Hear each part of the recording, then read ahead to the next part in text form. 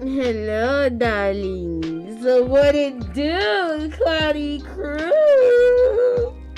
Hi. Oh, I forgot a light. Hold on. There we go. What it do, Cloudy Crew? Still sounding a little, but feeling a whole lot better. Definitely that was gonna get what's up. No, I'm playing. I'm sorry. My bad. My bad. I should have put sanctimonious Sunday. Very saved Sunday. You know. Oh my goodness. But what it do, Cloudy Crew? Hi, you guys. Surprise, surprise, surprise. Hold on, you guys. Hold on. Let me pull up my chat so I can say hello and stuff. Now have Pookie say hi, but Flat B first. Either way, hi Floose, hi Pookie, hi Pancakes. Oh my god. Oh, Gabrielle! Hi, darling. Hi. I know it's a Sunday, but thank you for coming through. You got them notifications on? What? You said, hey y'all, how was your Sunday? Sunday's been pretty good. I've been big, relaxing, chilling. Took a good old nap. So I'm excited to do this. I'm excited to get this done. It's going to be a little short stream just so we can wrap this up. I feel like it's still close enough to spooky season. I'm feeling real sapphic. I should have put scissor in there somewhere. You know, never mind. You said you're going to leave the stream at 9 because you have school. That's very responsible. I'm so very proud of you for doing that. Please get your rest, but thank you for hanging with us while you can. I so appreciate that. Oh, but not extremely hungover Sunday. Pookie, I ain't gonna lie, y'all. This weekend been a pretty good weekend. We gonna talk about it a little bit too. We gonna talk about it. Let's see. What else? Good. You said, what is manager? Did I get you? Did I get you this time, manager? Did I surprise you? Cause I know usually, you know, you be in the know. You be knowing. And I almost told you today when you was in chat, but you went to take your walk. Did I get you, manager? Did I? Are you surprised? Bye, manager. Oh my god. You said manager's shocked you didn't even see. See, I got you. I gotta surprise you too sometime. Oh my goodness. Oh my god. Pookie the Stallion will be voice acting, but sounds real rough. So both of us, Pookie, look, we've been smoking a couple packs a day and it's okay. Oh my goodness. But not to play a card. Manager really be out here murky. Y'all better be scared. You said I should tackle you. You didn't. I'm telling you, manager, I had to surprise you. And the time has changed, you guys. Which I don't know how I'm gonna feel. Or it's gonna change. Has it already changed? Hold on. What's today?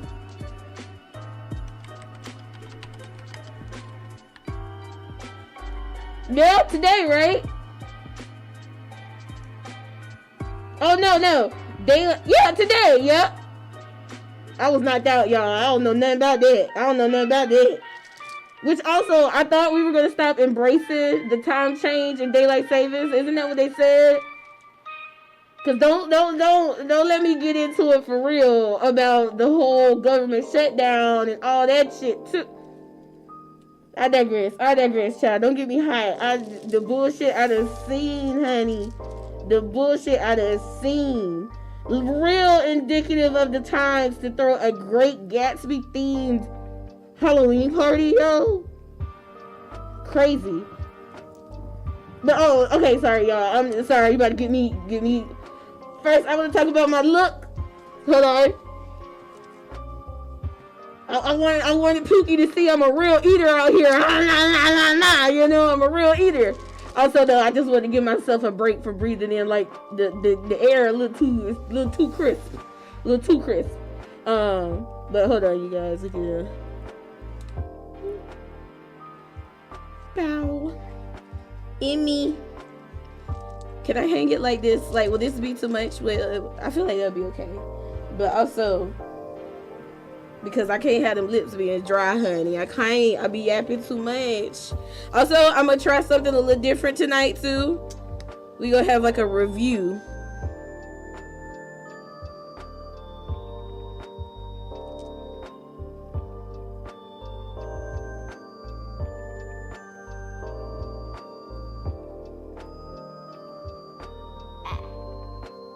Okay, boom. We gotta keep those lips moisturized.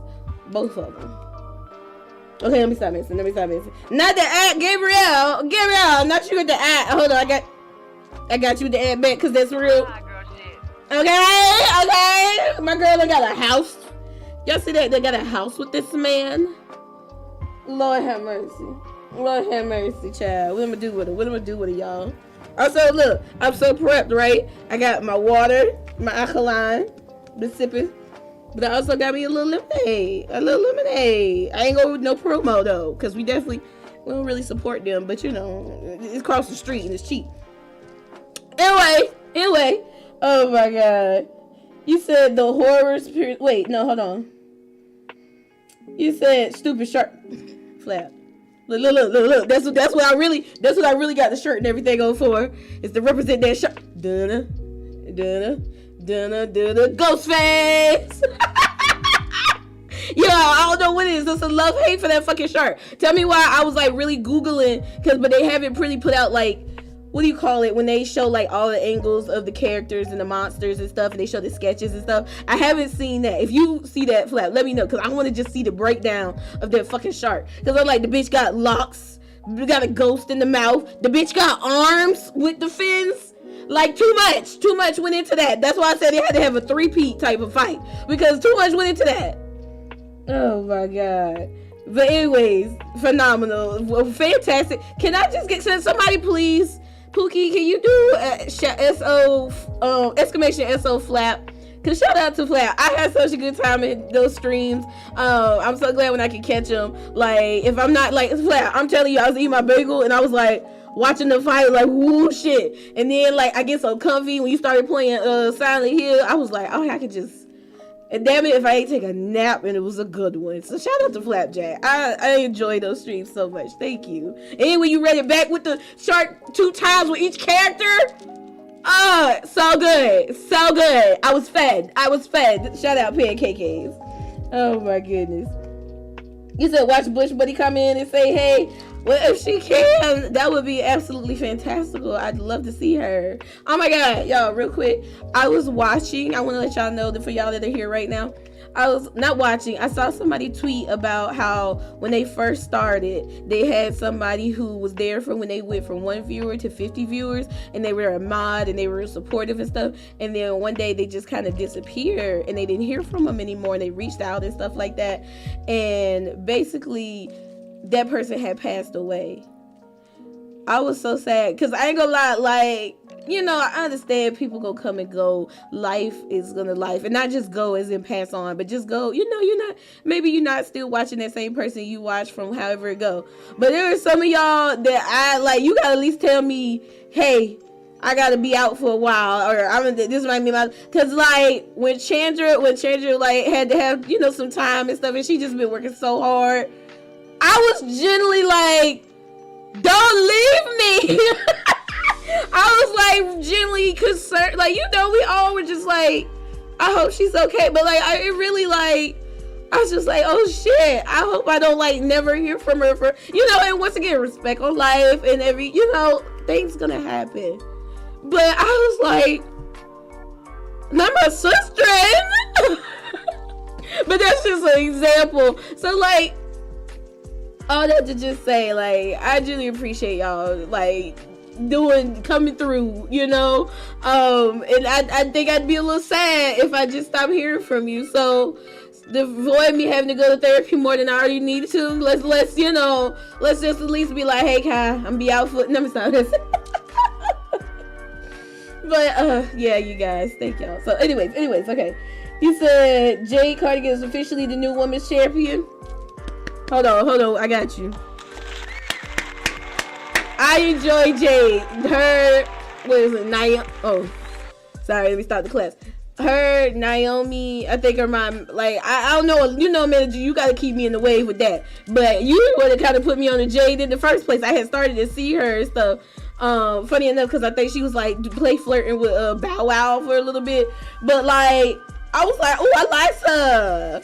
So, you know, you gotta keep me up to date. But Jade, my girl, and I'm very happy for her. Shout out. You said the horrors resist, and unfortunately, so did the motherfuckers in charge of our bitch.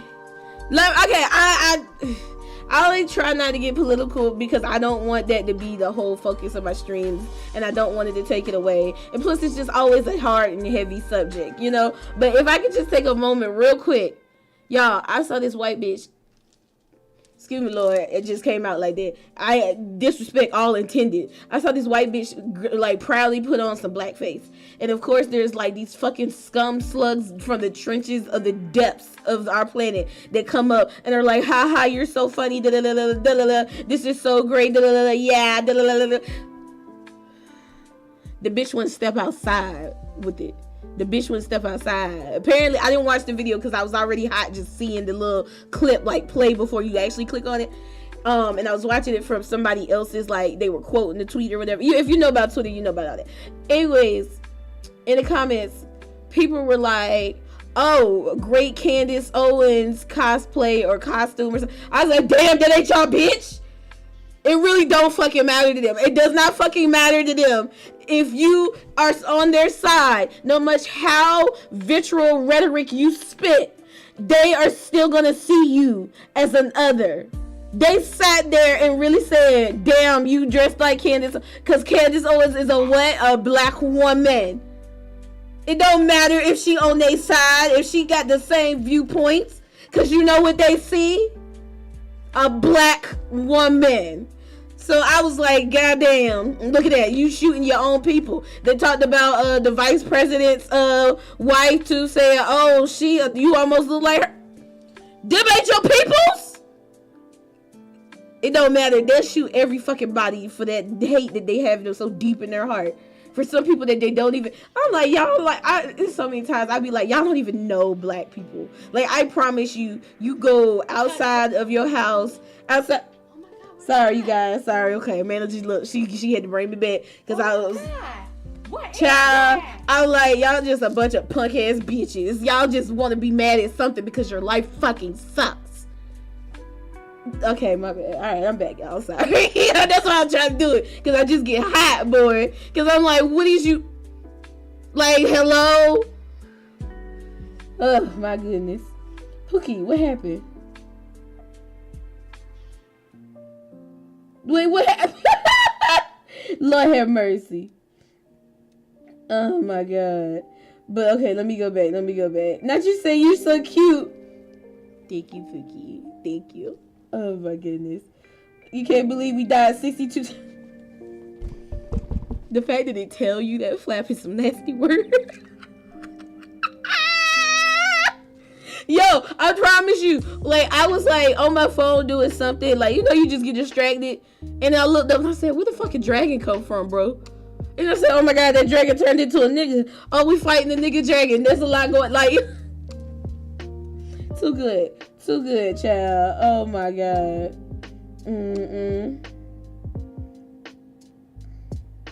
But you said make racists afraid to get, bro.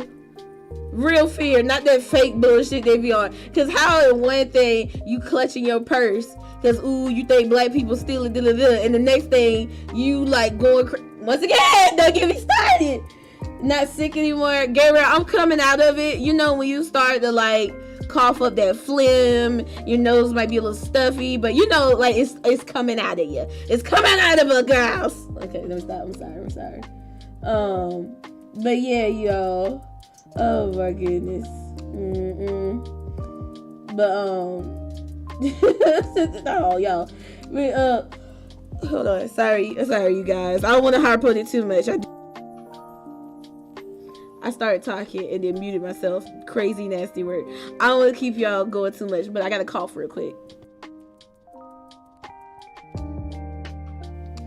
Oh my goodness. Okay.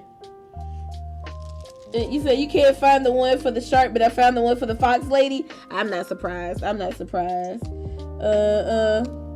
Lord, man. It's just good Lord. Oh. But yeah, you guys. So tonight, me and Pookie gonna finish this game. Depending on how long the last little bit is, I might have one more thing, but if not, I'll probably wrap it up. I don't know. We'll see. We gonna go off the vibes. But yeah, look, I done got close. I was lawful, whatever. But yeah, you guys, the world's fucked when we just trying to live in it. Love you all. Oh my goodness. I feel like I had so much more else. Look, that's it right there, honey. Oh, okay, real quick. I don't know. We gonna try this. So, okay, fair warning. This is an 18 and plus intended stream. I cannot stop you from what you click on. I cannot stop you from what you consume. That is up to you and your guardians. I already have it marked on my YouTube thingy. So hey. Also, honestly, this is a 21 plus intended. Honestly, 25, because get that frontal cortex broken, baby. Like, I need that shit developed. Like, okay, you got the starter. What's that thing for the sourdough? The little starter part. I need you to already have that bitch in the oven. You know what I'm saying? All right, my bad. But I've been wanting to do this for so long, and so I'm gonna just throw it. I don't know how I want to implement it, but I'm just throwing it in here. Like, we just going for type shit, you know? You think you left off where Ethel went back to her house because the lady in the church was leaving? Yes, I believe you're completely right, manager. That's where we left off. So I feel like we got at least one more day, one more night. Something's gonna happen in that end, right? We gonna see. But first, let me do this real quick too. Bow. Hold on. There we go. Okay, so real quick, I'm a connoisseur of particular treats, if I may. You know, I'm trying to keep my word in real. Hint, wink, wink. That was a terrible. I don't know how to wink, apparently. Don't ever ask me to do that again. My eyeball almost broke. Anyways, I'm a connoisseur of quite a few different types of thingies. You know, I like to try different things and stuff. So this is intended 21 plus, 25 plus type of content right now. But this is just me giving my review.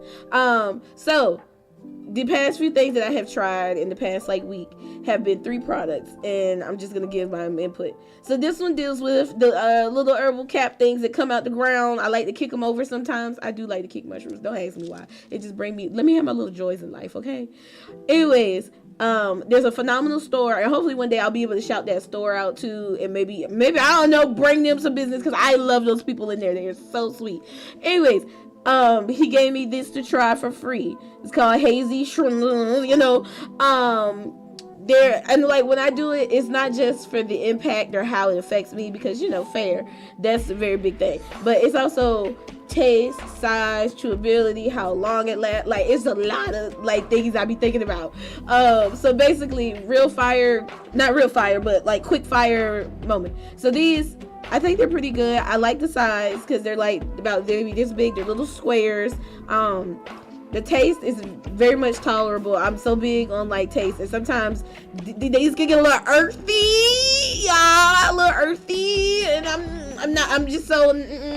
So these are tolerable. I'm not a big candy girl anyway, so of course this is how majority of these things are made to be consumed through a candy type of substance. I ain't got much input in that, but I feel like these are pretty good. I feel like I can't really tell you because I mix so many things and I try so many different things about, like I said, the effect exactly, but I feel like they definitely are good, and I layer them with other things, if that makes sense.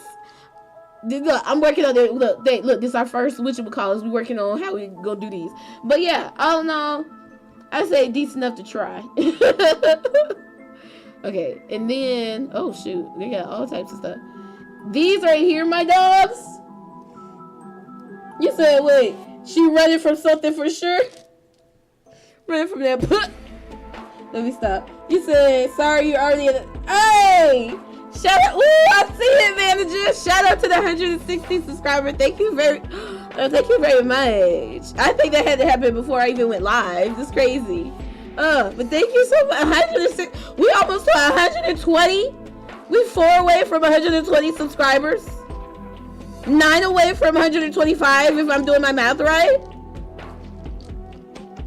Shooketh. Very much shooketh. Very much appreciative though. All right, let me stop harping because I gotta hurry up so we got stuff to do. We got stuff to do tonight, Sunday night. Okay, these right here, you guys, are my absolute favorites. I'm actually looking because I don't think I've tried this flavor, but I've tried every single flavor of these.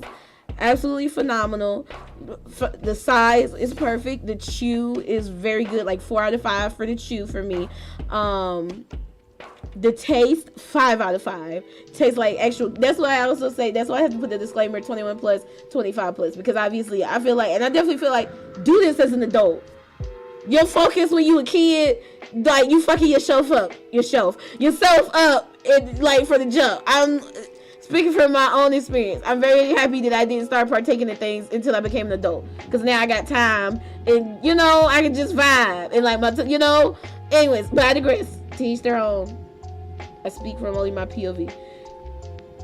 I have very little to say about these. I just enjoy them so very much. I feel like the price range that the place I get them from, that they sell, and I can't talk about price because it's gonna be different everywhere else too, but I feel like the price range, even looking here, for the effect that you get, and I'm a very high tolerance girl. Like, I think, love my daddy, but I think, from him being alcoholic and Lord knows what other stuff, that I think my tolerance I came out the womb a little bit, but absolute phenomenal. I love this brand. I love the thingies I've tried for them. I highly recommend. Last one. I also very much like this brand. They actually have a different type of thing that I used to get.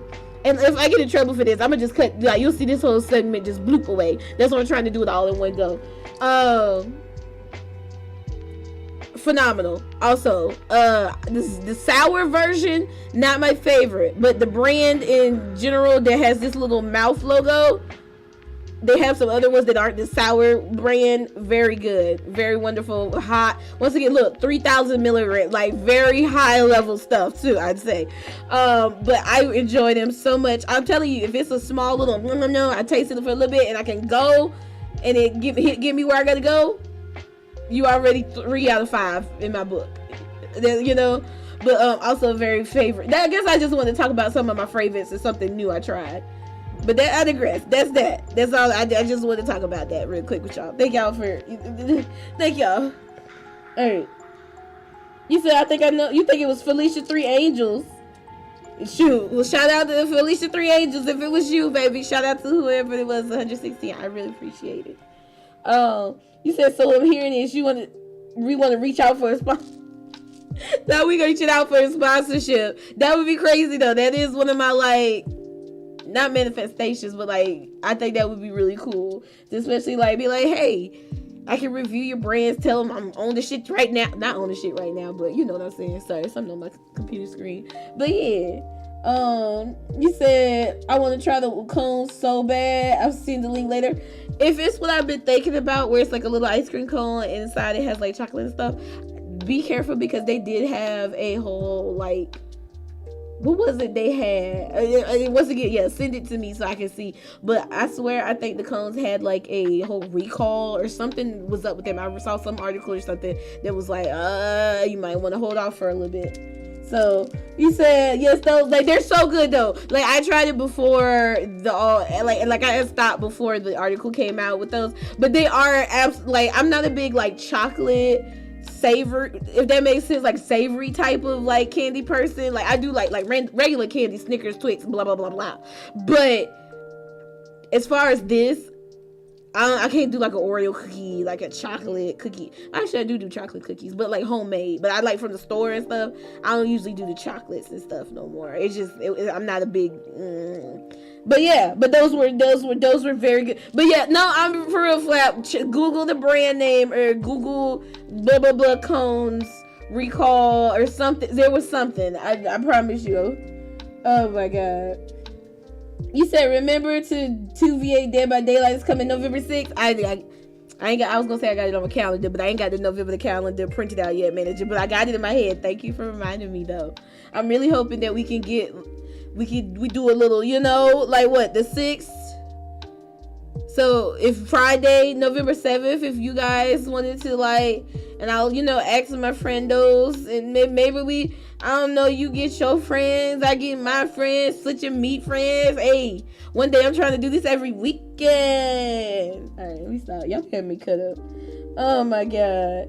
I got you on the leg, Gabriel. Floating them clouds, baby. You say you don't care for chocolate, but you will fuck up some. See, that's how I feel too, Flap. Like, I ain't a huge, like, chocolate person. Like, I like chocolate. Like, chocolate, if I had to choose, is my thing. But, yeah, there's some I will fuck up. I had a Snickers the other day, and I was like, You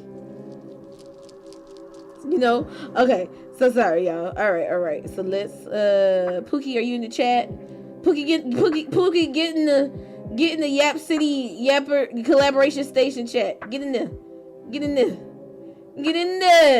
Yeah. I'm sorry.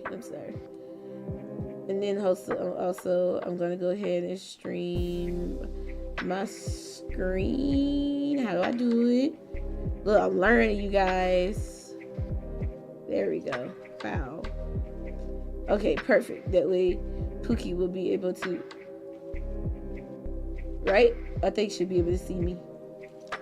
Or see the screen. Hopefully I won't be lagged out or timed out. You said the DMs. Oh yeah. Damn, she said get down in the DMs. Excuse me. Hold on, Pookie. I'm gonna exit out. You right. Go to the DMs. God, not down in the DM. Why you send this picture? Nasty. Why you looking at me like that? This will be looking at you. Oh my goodness. Okay, Pookie, hold on. Look, I was doing so good. Now I done fucked up everything. Hold on. Change it. Yo, I told my favorite streamer about me being a breast cancer survivor. I really don't know how to tell new people about that, if it makes sense. Like, I don't be wanting to build it up or be like a big thing. Like, I mean, definitely it's like a big thing, obviously. But, you know what I'm saying? Like, I don't be wanting to be like, I'm not trying to jostle nobody or like, I'm trying to just like share it as information, if that makes sense. Oh my god. I'm gonna turn my music off. My music.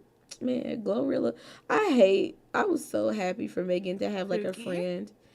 Pookie. Can you hear me? I can. Can they hear you? I hope they can hear you. Sorry, I was talking about how I wish Megan could have some real friends in the industry and not these weird bitches. Okay, so I can't hear you unless I turn my phone up. Oh, that's interesting. Well, that kind of makes sense, I guess. Yo, yes, no, maybe so.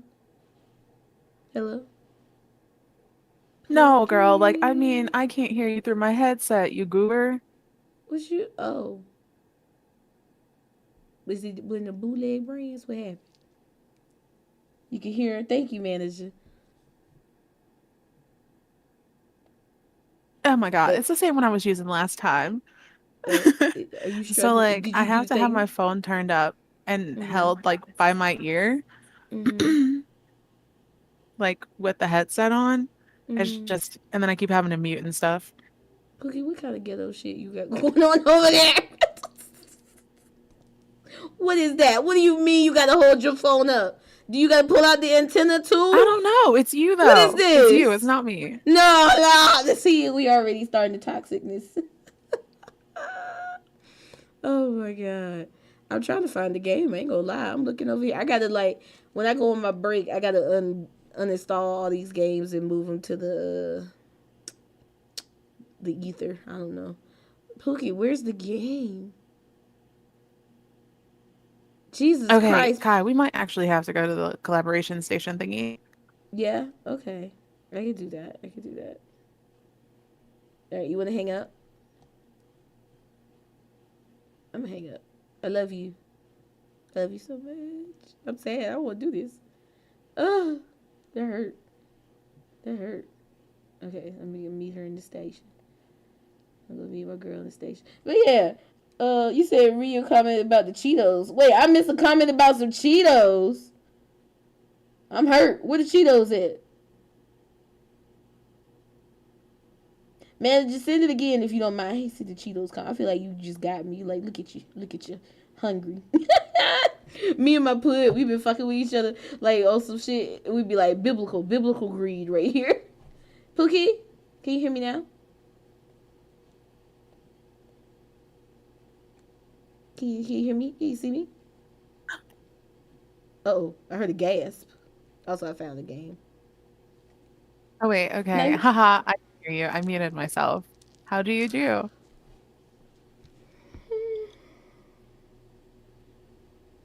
I love you so much. You are literally like the most talented, most smartest person I have ever met. And that's all I gotta Okay. say on it. That's it. Yep. All right. Just leave it at that. Oh my god. All right. A little offended, but go yo yo. on. Don't be. You're so genuine. You're so genuine. But it'd be like bless her heart. Oh, not bless my heart. Not I'm precious. Bless. Oh my god. Indeed are. Indeed are. What was you Oh about my to God. tattoo, by the way, ma'am? Yourself Oh, or do you want to see somebody it? else? Yes. Myself. Oh my goodness, man, please. And I drew a bunny. I want to tattoo the bunny on me. And then I drew a little conversation heart and it says call me daddy. And My I'm gonna put God. the call me daddy on my shin and the bunny on my shoulder. Fuck, actually, that sounds really cool. Goddamn, I'm happy. I'm excited to see it. I'm Shit, I covering like the up call me the daddy part. I'm covering up the daddy part on the tattoo because I haven't drawn it in a way I like yet. But I just sent it to you on Snappy Chat. Sorry, you guys. I gotta take a moment. No, that's so sweet. Also, thank you, Gabriel. I don't know if I said thank you for saying that. Whoa. Lord There's is paparazzi on Pookie. this cookie. Lord They are is trying to get us Lord. on our date. I can't do it. We're just trying to have a nice outing right now. The people, I can't even. Over my risotto! You gonna Oh call the my God. paparazzi over my risotto? Lord Jesus. Hi, Hey, TT. TT. No, we said the same time. Lord, hey, TT, hey. Oh my God. Over my risotto is nasty work. We already can't go to cheesecake. Because you always want to fight at cheesecake. Me! I just want See? my Starting goddamn now. Oreo cookie crumble cheesecake. Next thing you fucking know, I'm out here being questioned about 7-Eleven motherfuckers in my DMs. Crazy. Because why are they in your DMs? Why are your DMs even open? Why do you have social media? Why are you alive? Why are you letting people perceive you on such a level? And I'd be like, I'm just breathing. No, because why? I still think about when you were so upset. Like, I saw in the way your face, like, when you realized other people are about to perceive her, and I don't like this. No, like y'all, I don't know if she probably told y'all already, but when she told me she was gonna do face cam and I realized we were getting so close to it, I was what do Genuinely they say in New upset. York? I was mad tight. I was mad Nice. tight. I was like, absolutely not. I'm not okay with this. She said And then that. every time I come back to the chat and there's a new person in here, I'm just like, who are you talking to my woman? Get out of here. Like, I wish you success for sure, but stop perceiving her. Just give her views and followers without them perceiving her. A whole Very legion jealous of lover. lurkers. Y'all think we playing. She really be in my shit. Like, who the fuck is this? No, dead ass. Because I think after the last show, I was like, who the fuck is Alicia? Who is Alicia? And I see you being petty, Mrs. Hay louder than everybody else type energy. A mess. Lord have mercy. And that's why we low-key a harem, you guys. If you don't get put in the harem category, you get put in the family category, and that's it, apparently. That's all we got. But let me catch up with the thingies, and then we gonna start. Okay. What you you posted it, manager? Thank you. Not TT without me. She told us to sound enthusiastic. We both said hey at the same time. That's why you need to come in like that, TT. Lord. That's just gonna get you. You gonna get rolled up. You need to put your comment in the chat. Why do I not see it, manager? Manager, baby, I don't see it. I don't see the Cheetos comment. I'm so sorry. I'm telling you, if you want to, if you feel comfortable and you okay with it, please let's say it again so I can respond. Because I want to talk about, girl, yeah, we can talk about some Cheetos. All right, Pookie, you ready? Yeah. I'm drawing, sorry. But I'm here. I'm ready. Good. Okay, is this where we started at? With Ethel waking up? Ethel was fapping the last stream. So this is Damn, probably where we were. She was up in that bathtub. What's that movie where he busted in that bathtub and homeboy came back behind him and slurped that juice up? That shit had me clutching my pearls. Oh my god, bro. That whole movie. I hate that I fucking love movies like that though. I'm like, it be so unhinged and it makes you question it. It makes you just like you thinking about it and stuff. No. Bro, get out of here, ma'am. Ma'am, that's what you gonna do to... I'm just saying. Girl! You put it in one of your little jars, wouldn't you? You'd have a little, just be like, let me go ahead and get a little bit for later. Like, that's not what I bought those little jars for you for. Huh? Ma'am, Lord have... I hate when I support your what is this, delusions? I don't know. But the little jars that I gave you, please don't note that not for those substances. Hey man, by any means necessary. A mess, child. Oh my god. You said, can you kindly tell us about Oni's Bob? You've been thinking. Sorry, I'm gonna just remove. Sure, hold on. I'm so sorry. Let's talk about it real quick, y'all. I'm not gonna show. Man, did you just take it? Okay. Yeah, I did.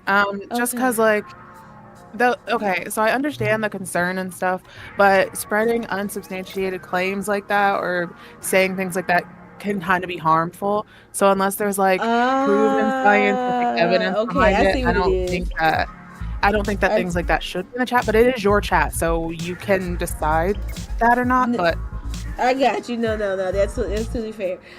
Manager, so I have definitely heard that. I did not hear that about hot Cheetos or hot Cheetos. I'm not surprised though. I have heard that about Doritos.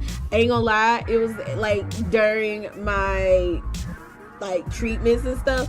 I said, fuck, they already got me, bitch. But no, there's so many things that have those type of carcinogens and stuff that they tell you to be wary about. It's truly a balance in your health. You never know where it's gonna hit you at. But I know you take up. How am I trying to say this? I know you were bringing that from a good place, and I appreciate you giving the information out. I truly do. I get it. Thank you, manager. Yeah, like, but I love a fucking Cheeto. I love a hot Cheeto. I love a Dorito too. I hate to say it. They got me. No, I'm playing. Let me stop fucking around. Okay, real quick, we're gonna talk about Halloween, and then I'm gonna get into this. We're gonna ask Pookie about her Halloween too, that she apparently still can't over. Yo. Okay, so plus I didn't even listen to the voice message, so this is gonna be me hearing about your night too for the first time. So you guys, Halloween was fantastic. Friday night I had karaoke with some of my friends. Wonderful. So I'm not gonna show my costume on here because I'm milking it. I'm gonna say please join my Discord if you would like to see my costume, because I did post it in there. But basically my costume was first, and then we'll talk about Oni's, because this is my shit. TT fucking thought. Oh, let me stop. Okay, so first, this was what I first was a plague doctor, but thick. So my little cape stopped right here like his did, right at the halfway. I even had to cross. Goddamn, this might be my costume actually, you guys. Get it on Amazon. Oh, excuse me. But basically, yeah, I had all this part, and then I had like a black onesie leotard type thing on the underneath with a little corset. I was feeling myself. I fucking love this. So my friend gave me the great idea to bring this back for Ren Fair next year. Absolutely am. My God. But anyways, so you see, I'm answering the questions. Why is the paparazzi getting rowdy? They want to see the thickness. If you want to see the thickness, you gotta join the Discord. I'm sorry. That's the rules. That's the stipulations I'm going with. You know, this is the rules. Okay, sorry. Gabrielle. But anyway. You said you should get that golf horror game I posted on Discord. I want to see Pookie play that golf horror game. So after like underneath the plague Dr. Fit, I'm a goddamn plague rat. Yep. I had a rat mask that was behind, like, it was, you know, flipped back, so like in the front you see the plague doctor, and then under my hood you can kind of see the outline of the ears, but basically I'm a goddamn rat. And then I hid my tail underneath the corset until I was ready to debut my rat tail. I thought I throw my hands up. I thought it was a great idea. I had a fun time in it. It was, yeah, I was loving my costume, you guys. And I thought it was pretty clever. And low-key, if we want to get deep with it, indicative of the world today. Because what do you mean the ones that they're supposed to be healing, coming in our homes and killing? Anyways, back to Oni. So, I didn't even think about one of the most iconic anime fucking bombs till he walked down that lane, you guys. I'm gonna let Oni, if they want to post a picture or anything, or at least post a bob in the Discord. But this is who Oni was. Oni was Hal from Hal's Moving Castle, and it was fucking amazing. My God, that's brilliant. It was so good. I was like, yes. Didn't even think about that, Bobbiana. Didn't even think about the most dramatic bomb. Hold on, TT. What the fuck, girl? What TT say? I will blues to do through this damn screen, girl. You was just like Leatherface. You had to change. You was chasing. Manager, I saw you running down the hallways in the office chasing TT. I ain't saying nothing though. I just closed my door. You said, love that you include Jay your Get her. Let me I gotta cough, Pookie. I gotta cough.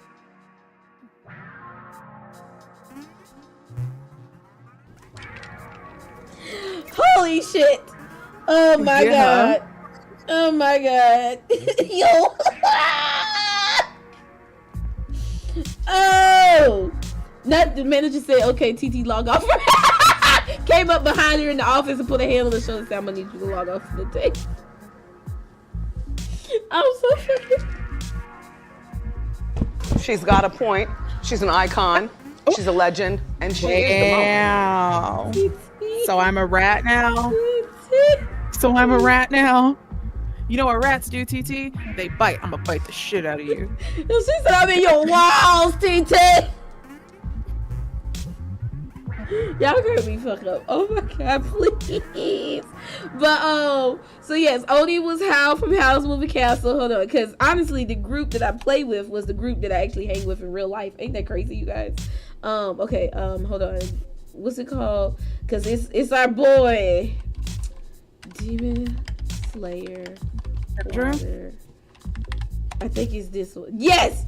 So Shujo was the Water Hashira, our moody boy. So yeah, he had the whole fit. He made his shirt. I'm gonna ask him if he wouldn't mind throwing some pictures in the Discord. He made his shirt. Shujo again? Shujo is how can I explain it for you? My other affair partner. Your Boo Bear? Yeah, Boo Bear.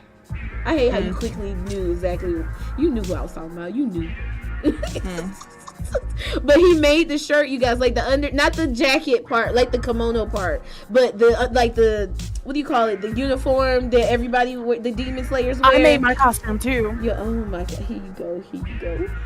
But can I finish? No. Yeah. Please. This gonna be fair. I'ma finish. But yeah, guys, like the white parts, he took a black shirt and he sewed on the white part. Like, once again, my friends are super talented. I'm so in awe of them. But that's who Shujo was. So we did me, Oni, Shujo, Ace. Sorry, let me see what comes up. Google, don't play me. Okay. But basically, let me stop fucking with it. Ace was essentially kind of like a Blade, but not, is that like he was a black vampire. I ain't gonna lie though, y'all. Ace been like killing it with the 90s fine looks. Like, what was it? I finally got back to work, like officially, not like crazy sick and delirious with medicine. For what was it? It was the Spirit Week day of Throwback Thursday or something. And he had on like his Timbs and stuff. It gave very much 90s. Like, I can see it. I was like, oh, this is fire. Of course, some of the white people didn't know because they don't fuck with the drip. They don't know about that. They was like, oh, wait, what? You're doing the throwback today? Like, yes. Like, y'all, he got the butters. The Wheats, let me stop. Anyway, but I was like, okay, twin with the 90s fine. And then he came to karaoke with vampire teeth. And I was like, Lord, Pookie will lose her fucking mind. Get out of my face. Not this nigga in the chat. How you even fucking know who called you? Oh my God, Ace, hi. Who the fuck even called you in here, sir? Lord have mercy. And of course I'm saying good. Get this nigga the fuck out of here, bro.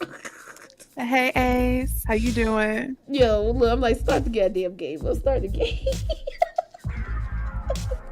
But Pookie, please tell us about your Halloween costume. All right. Lord have I'll tell you mercy. about my costume. I'll tell you about my night. Gabriel, what you in my closet? Calm down.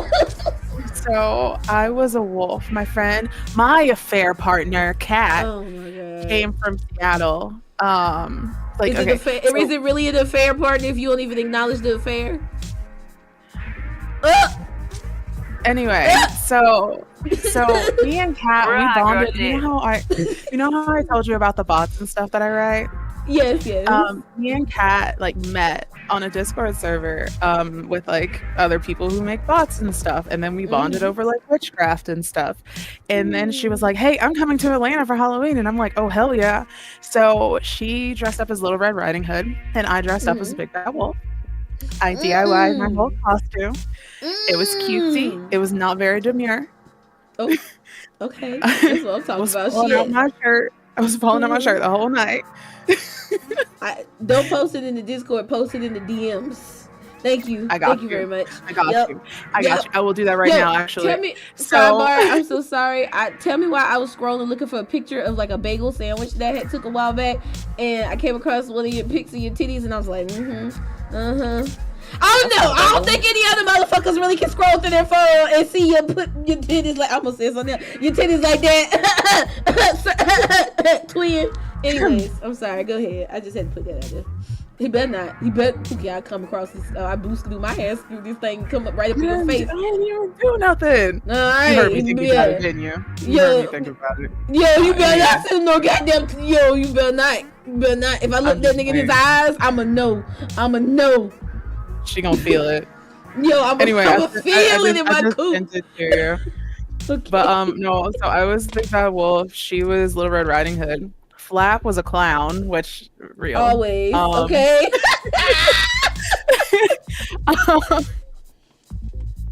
Shut up. Anyway, so we went to a bar.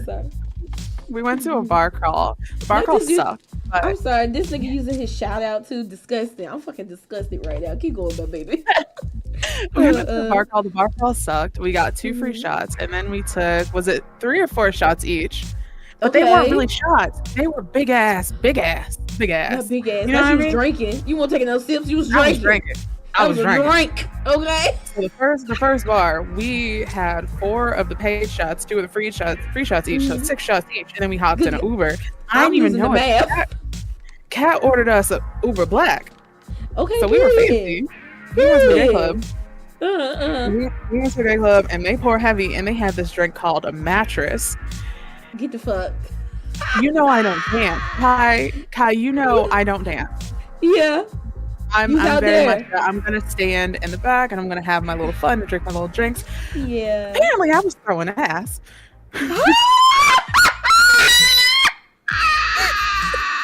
I took off my shoes. Let me write what was the name of that, Greg? I gotta Google it so I can make that. Let me write the ingredients down. Fuck. We walked back to the hotel. I took my shoes off, walked barefoot through the city of Atlanta. Oh, hell no. Never mind. I might have to take a little notches off that drink. Woo. Woke up the next day like, oh, we are dying. Finally recovering today. We went out on Friday. Finally recovering. That's why I hear from you. That makes sense. Yeah, girl. I was trying not to be on my phone too much. Fair. I did call a friend. I did call a friend and I was like, can you come get me? I miss Pig. Can you come get me? Can you take me home? I miss my dog. Fair. Yes. Oh my god. Good night, basically. 10 out of 10, Pookie. 10 out of 10. Okay, Flash said check Discord right now, so give me 1 second. I just want to see. It's about the Grammys. They're separating country into 2 separate categories: traditional, which is white dominated, and then contemporary, which is black dominated. I'm not surprised anymore. I don't know if I'm even disappointed anymore. I think I'm just here and just like, oh wow. Oh yeah. Flap did indeed throw up in the bathroom at the club. Not flap through. Now that's how you. Look. The way I've been a puking rally queen now. Not AC me amigo. Don't you. Not my biggest hater. Who? The biggest. Let me stop. Are you Ace's biggest hater? I think so. That's I don't think anybody out doing the doer.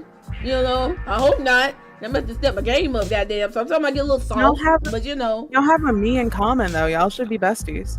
You's not no guy. Don't you ever even put that visual out. Can't even talk. Don't you ever. No. Once again, I gotta get that spray bottle sound just for you. Like, no. You see who you think called him? His baby mama called him. You see how she switched? Talk about it, pancakes. Take about it, pancakes. No, Lynette, I don't think he's talking about me. I'm definitely not a Ace hater. That's crazy. Wait, yeah, you like how they? Oh yeah, no. Me and no. It's me and TT. No, wait. No, see now I'm lost. I don't even know no more. It's just TT. All I know is TT a one man band. You don't even need nobody else for that one. Oh my god. Nothing, yes sir. You kind of want to come in, Gabriel. Give me some time. Let me think on it. Mind you, we had a shot and Chuck showed you before you even started. Oh yeah, I forgot about that. Not the hotel. Yeah. And we had those little, dollar bottles. Yeah. We had one each, and then we all got a bottle of soju, and I chugged mine. And Flap, I was about to dox Flap. Flap didn't like his flavor, so he gave it to me. So I ended up chugging half the bottle. Jesus. Yeah, no, I don't think you and Ace can ever actually meet in person. Why not? What? God damn it. I think he ordered what? I think Ace, if you still here, did you order like 2 bottles of soju or something? Anyways, I was like, your liquid too clear over there. I can't do. Oh, you drinking?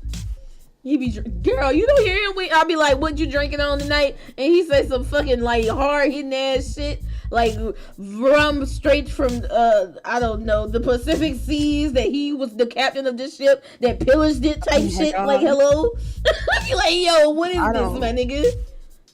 I don't drink like that, but I mean, if Ace is drinking, I'll drink with Ace. I'm through. You said you regret it. Well, at least she was Ace, what we gonna drink, Ace? Now, what we gonna drink? I'm going to feel thirsty. I got something. My flat just had fruit up. Please. They kept pushing drink, not the peer pressure. The peer pressure. Told you his baby mama called. Nasty word. You told Gigi and your bush buddy that you was gonna get drunk on New Year's. You gonna simple look, man. I feel like you were a classy bitch. Like, you gotta do like some champagne or something on you, just a little like something bubbly. Keep it cutesy though. Not whatever you want. Now you get out the chat. Come on here. Let's do the game. Gabriel gotta go to bed at night. Tucking my hair, tucking my legs behind my ears. Oh my god. Yeah. Look, I feel weary. I'm ready. Look, I'm ready to get in character. Okay. You ready, Pookie? Let's go. Okay. Alright. Ethel felt weary when she awoke the following morning, but was it the morning? Ethel's curtains were ajar. She must have forgotten to close them last night, and the light which filtered in had a butterscotch sort of tint green. What am I reading? Hold on. The description, I forgot. Let me get in my Wattpad error. Fucking Ethel talks. Yo, what? Alright, Ethel's curtains were ajar. She must have forgotten to close them last night, and the light which filtered in had a butterscotch sort of tint granted by the encroaching evening. It must have been past midday, at least, for the daylight to take on such a burnished caramel sort of color. But Ethel was rather more preoccupied with the dull, heavy aching of her limbs and the humming in the back of her skull that she was the exact hour. Sleeping was supposed to be a restorative act, but Ethel didn't feel particularly soothed upon waking. And then y'all let me know, of course, too. You said your cousin. Oh, okay. Good. Good night, Gabriel. You'll call it exclamation angel. I got you, baby. I got you. Yeah, J Ball. Say it again. Say it again, pancakes.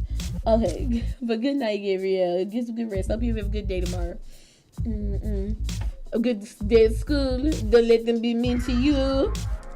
Or you can call your auntie and I'm gonna come punch your kid. No, I'm playing. I don't hit children. Well, for all legal. Well.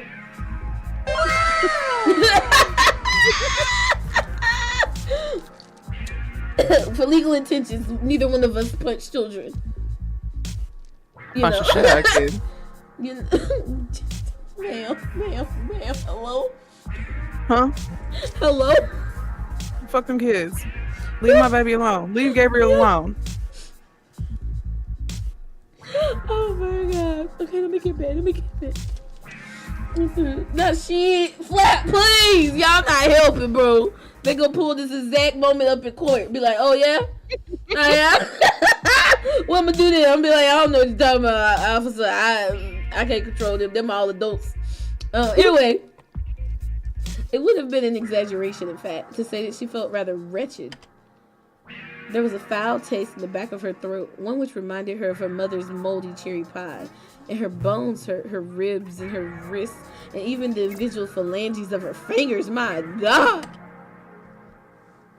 Ethel could breathe without any complications, but her stomach was churning so uncomfortably she might very well have been on a dinghy out in the Atlantic Sea. Maybe she was getting sick? Did she have a fever? Ethel didn't feel hot, though. If anything, her skin felt uncomfortably cold and clammy. Maybe because she'd fallen asleep without properly drying her hair the night before? Ethel had long hair, though it was more owning to necessity than choice. Ethel didn't like going to the hairdressers. She found the thought of engaging in small talk with strangers a terrifying one. Fair, but in any case, there was something uncomfortably intimate about the thought of letting a stranger run their fingers through her hair. Goddamn, Ethel. Ethel didn't like it when other people brushed her hair either. It made her feel tense. Aww.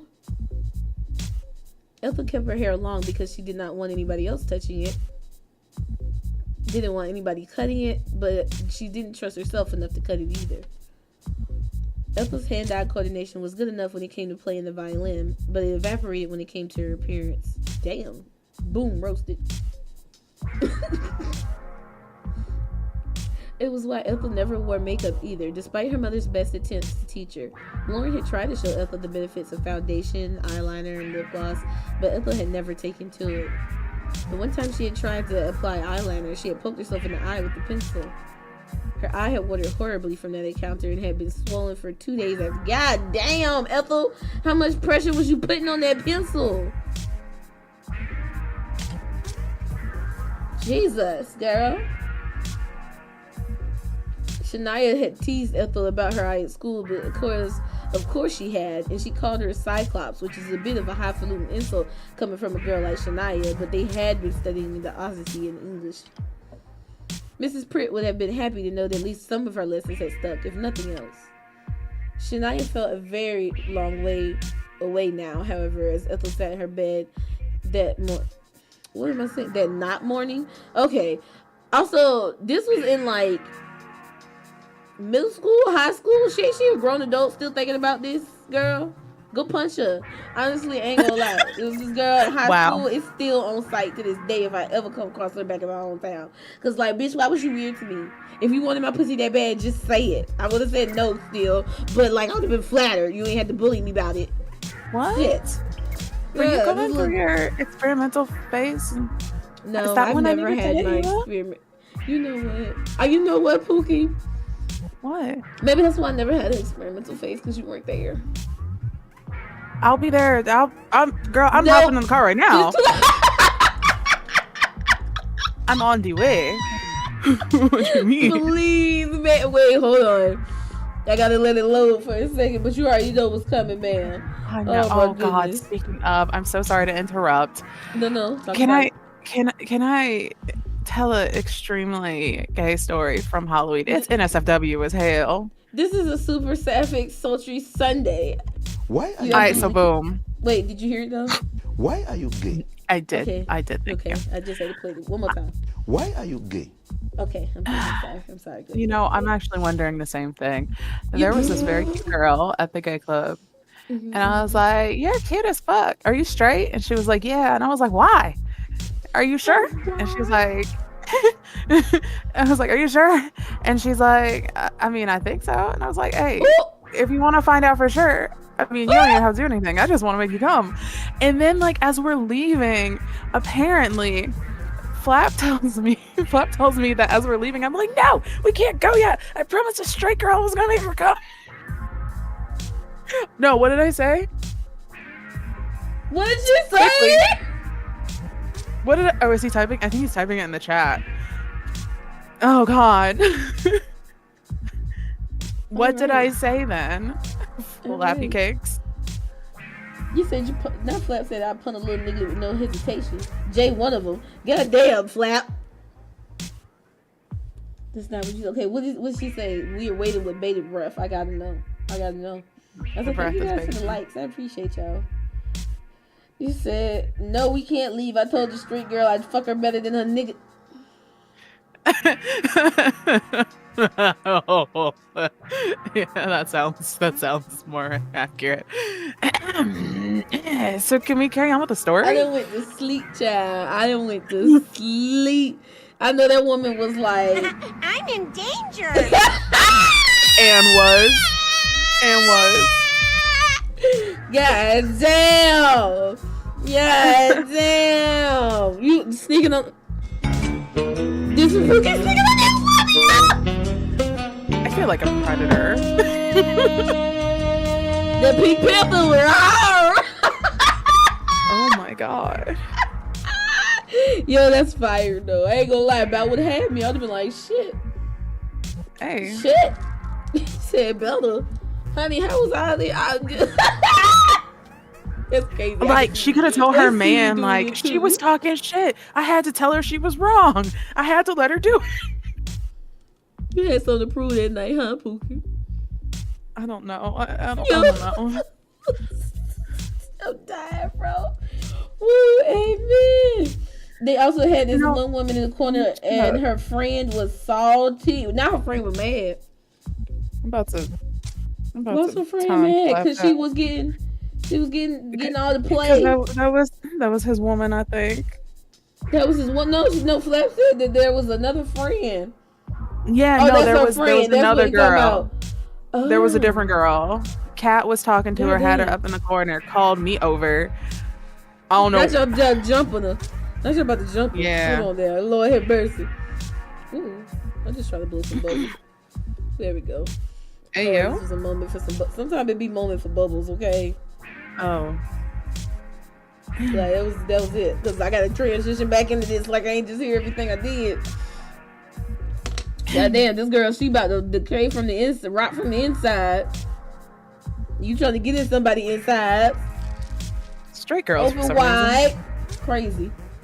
I think I'm trying to replace you because you ain't fucking with your boy. So I'm trying to find a different straight girl to flirt with. I wish I could see. I was about to say I wish I could see my face. Y'all can't see my look. Look at my face, y'all. Tell your man to stop sending me middle finger emojis every time I refer to you as our girlfriend. I wholeheartedly know 100% that this is happening too. I know 100% that this is happening because he told me. He told me the flip side. He said, "Hey yo, tell your friend to stop referring to you as our girlfriend." I want to let you know this literally happened like maybe a week ago. I remember it because I was standing in that his fucking room where he was like, "Tell your friend I had to get poked in the chest about the bullshit you be on." And then every once in a while I really think like she really did Photoshop her face on top of the picture of me. Like I'd be like, this shit really be happening. Like, oh yeah, it's me. Like what? unhinged smell. Alright, you say you got hit on by a Monsters Inc. character dressed as a construction. But did they have the little hat on? Was it like one of the background characters that be moving the doors? No, okay, so I mean, you know in Monsters Inc. Yeah. Randall's like sidekick or whatever, the one who got stuck in the machine and got his lips all like, yeah. Yo, DSW worker was. Wait, this second DSLW worker. The W is the worker part. DSL worker. There we go. DSL worker was pulling up. I had to work through it, girl. I had to fight through it. I'm telling you, I believed in myself. But flat, and you didn't say what's up. He rubbed your ass a couple of times and said I was cute, but he looked like the one monster. Goddamn, y'all had a night. Y'all had a time. The time was hot. He wasn't cute at all. Okay, that's fair. That's fair, then. Unfortunate. But hey, at least recognize, like, thank you for the ego boost. All right, y'all, back to it. Goddamn, we what? 75% yapping, 25% content. Let's go. You say you might not have standards, but the bar ain't that look. Damn. Respect. Hold on. I guess. Wait.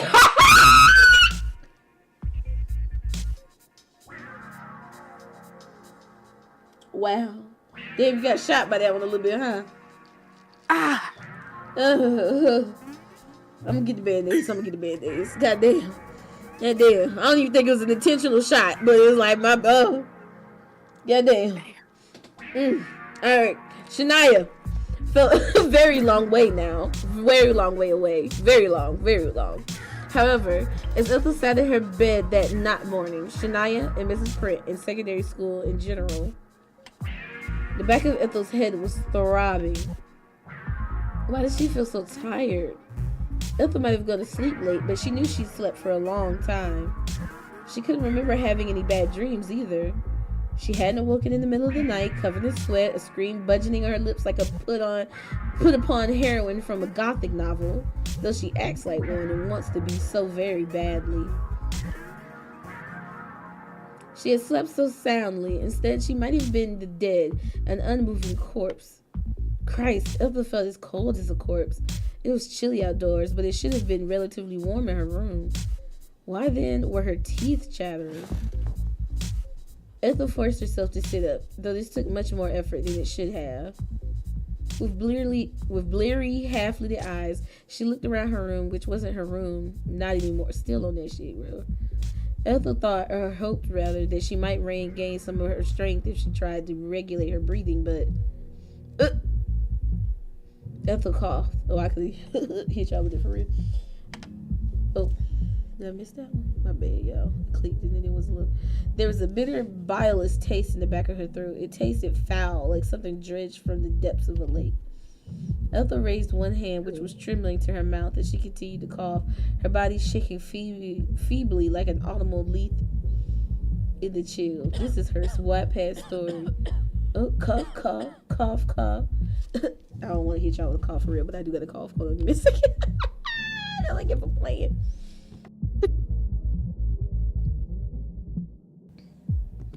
Okay, I'm back. Can y'all hear me? I can't hear you. Yo, the gaslight. Crazy work. You don't want them to hear me no more. Oh my god. Right. More hacking coughs escaped Ethel's throat. More dry, rasping wheezes. Cause she wasn't in the room, she was in that girl's room. No, she was in this room. This her not room. She mean cause her brother, More hacking coughs escaped Ethel's throat. More dry, rasping wheezes. Let me stop playing before I start doing it too. It would have been too. I will cry. Yo, please. I'm sorry. It would have been too surprising if she'd come down with a cold, given she had been spending so much time outdoors at night, surrounded by the pervasive chill of the winter months. See, I'm method acting, you guys. I'm all in it right now. Oh my god. Sorry. Talk about in it. She stresses me out when she gets sick, y'all. My mother has been breaking the rule for the past 2 weeks, Pookie. Did I tell you that? Like the call rule, which is, for everybody else that don't know, if you call me one time, I'm going to think it's casual and you just want to talk to me, I'm probably not going to answer. Sorry, I love you so much, but so it goes deep as my mama. So no, it ain't no disrespect. If you call I broke twice, her, y'all. She doesn't like phone calls anymore. Pookie really did fuck me up, yo. Pookie really, you know what? If we can get to the bottom of it, I hate to say, like, goddamn, calling me butt foot crack in the morning. Did you die though? Bro, I probably should have. If I was a regular bitch, I might have not made it. You didn't have to pick up. Yo, I would have just calling, but you didn't have to pick up. My mom, because my mom, you know what? She set me up for disaster too. Because she really could have been like, hey, Jay, she's still asleep. Let her get a rest before she got to get up. No, she'd be like, hey, Jay on the phone. What the fuck you mean, bro? What you mean, bro? Why you got enough energy to talk? What was we talking about that early in the fucking morning? We didn't even have no lives. We were children. What was there to talk about? My God. I'm actually starting to feel bad. Yo, it was crazy work. I could have been like, Pookie. Actually, I know. I think sometimes I had begged. I was like, Pookie, please. Crazy work, bro. I really it really be like those moments where I'm like, shit, that was me. Like, it ain't like a little movie in my head. That's my memory. Oh my God. Flap just hurt my feelings real bad, y'all. Wait, Flap? Yeah. What did he say? I was like, I broke you. Breaking cats. Yo, I'm totally fine. Yeah, he was like, built for it tough. Oh, there ain't no that's breaking. two people. That's two people. You broke me and Kai. Cause like the other day he was talking about like how he doesn't really like clingy with B words. I'm not gonna say bitches, but and I was like, what are you talking about? You love clingy. And then he was like, not anymore. And I was like, no, I broke you. And then I broke you too. What's Ethel whining about? Let's go back to Ethel. Yeah, Pookie. All right, y'all. We gonna give Pookie some time. We gonna come check in back in the morning. We love you, Pookie. You ain't break nobody. You just do a little bit. No, play.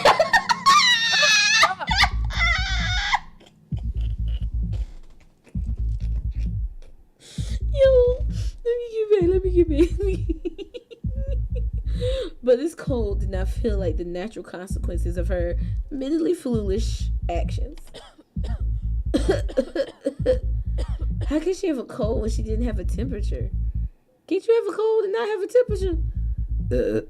Excuse me, y'all. Sorry, I gotta be a fucking. Yeah, you can. I'm about to say, like, hold on.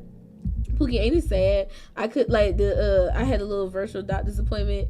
And he was like, did you have a temperature?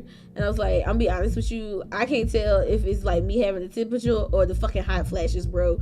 He kind of laughed. He was like, no, it was a lady. I told him second, but it was a lady because she was asking me like the screen question, and I was like, bless this woman. Me and her had a bonding experience, but she cracked up and she was like, all right, I totally understand. She's like, look, get your thermometer, take your temperature when you not feeling like you having a hot flash, and take it right as you can, like at the hot flash, so you can see if it is a fever or if it's just a hot flash and stuff. I said, bless sister.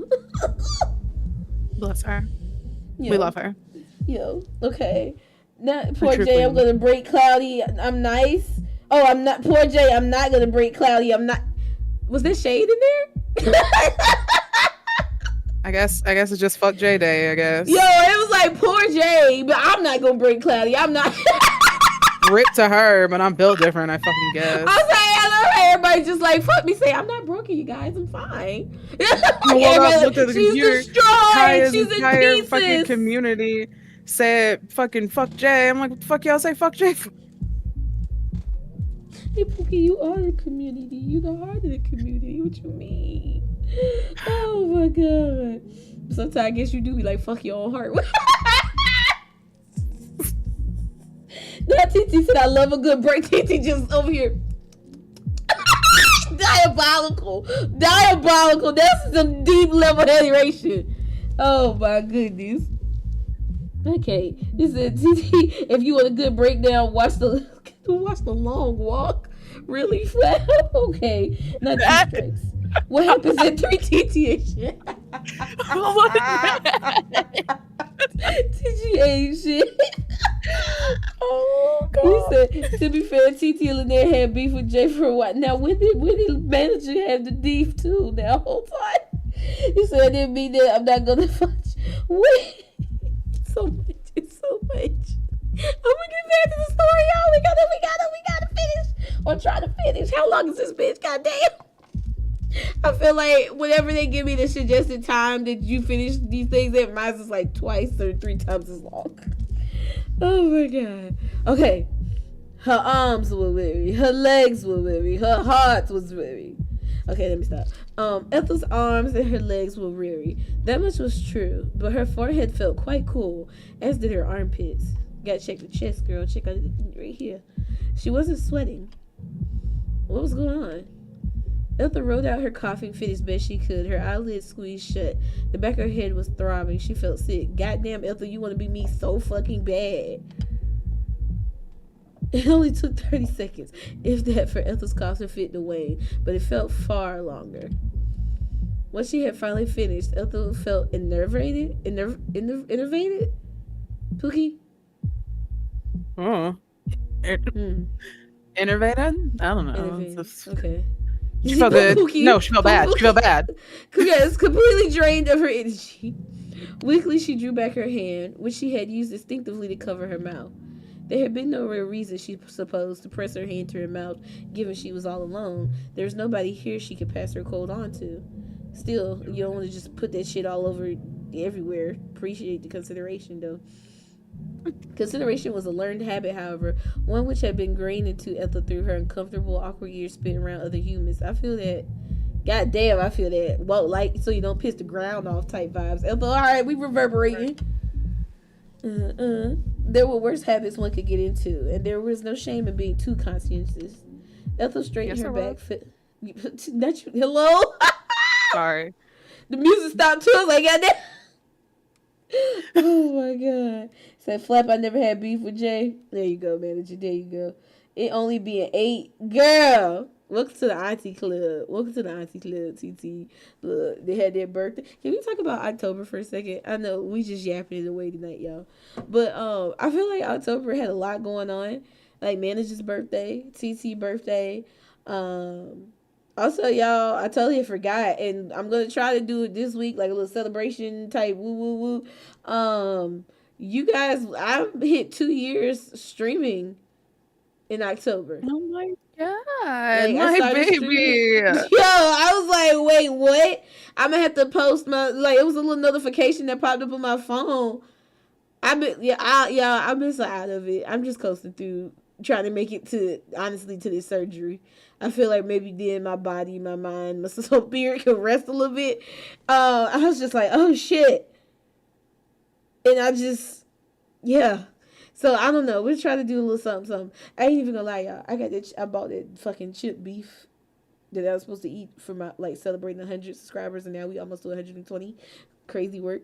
I'm gonna have to eat that bitch because it's been sitting in my freezer.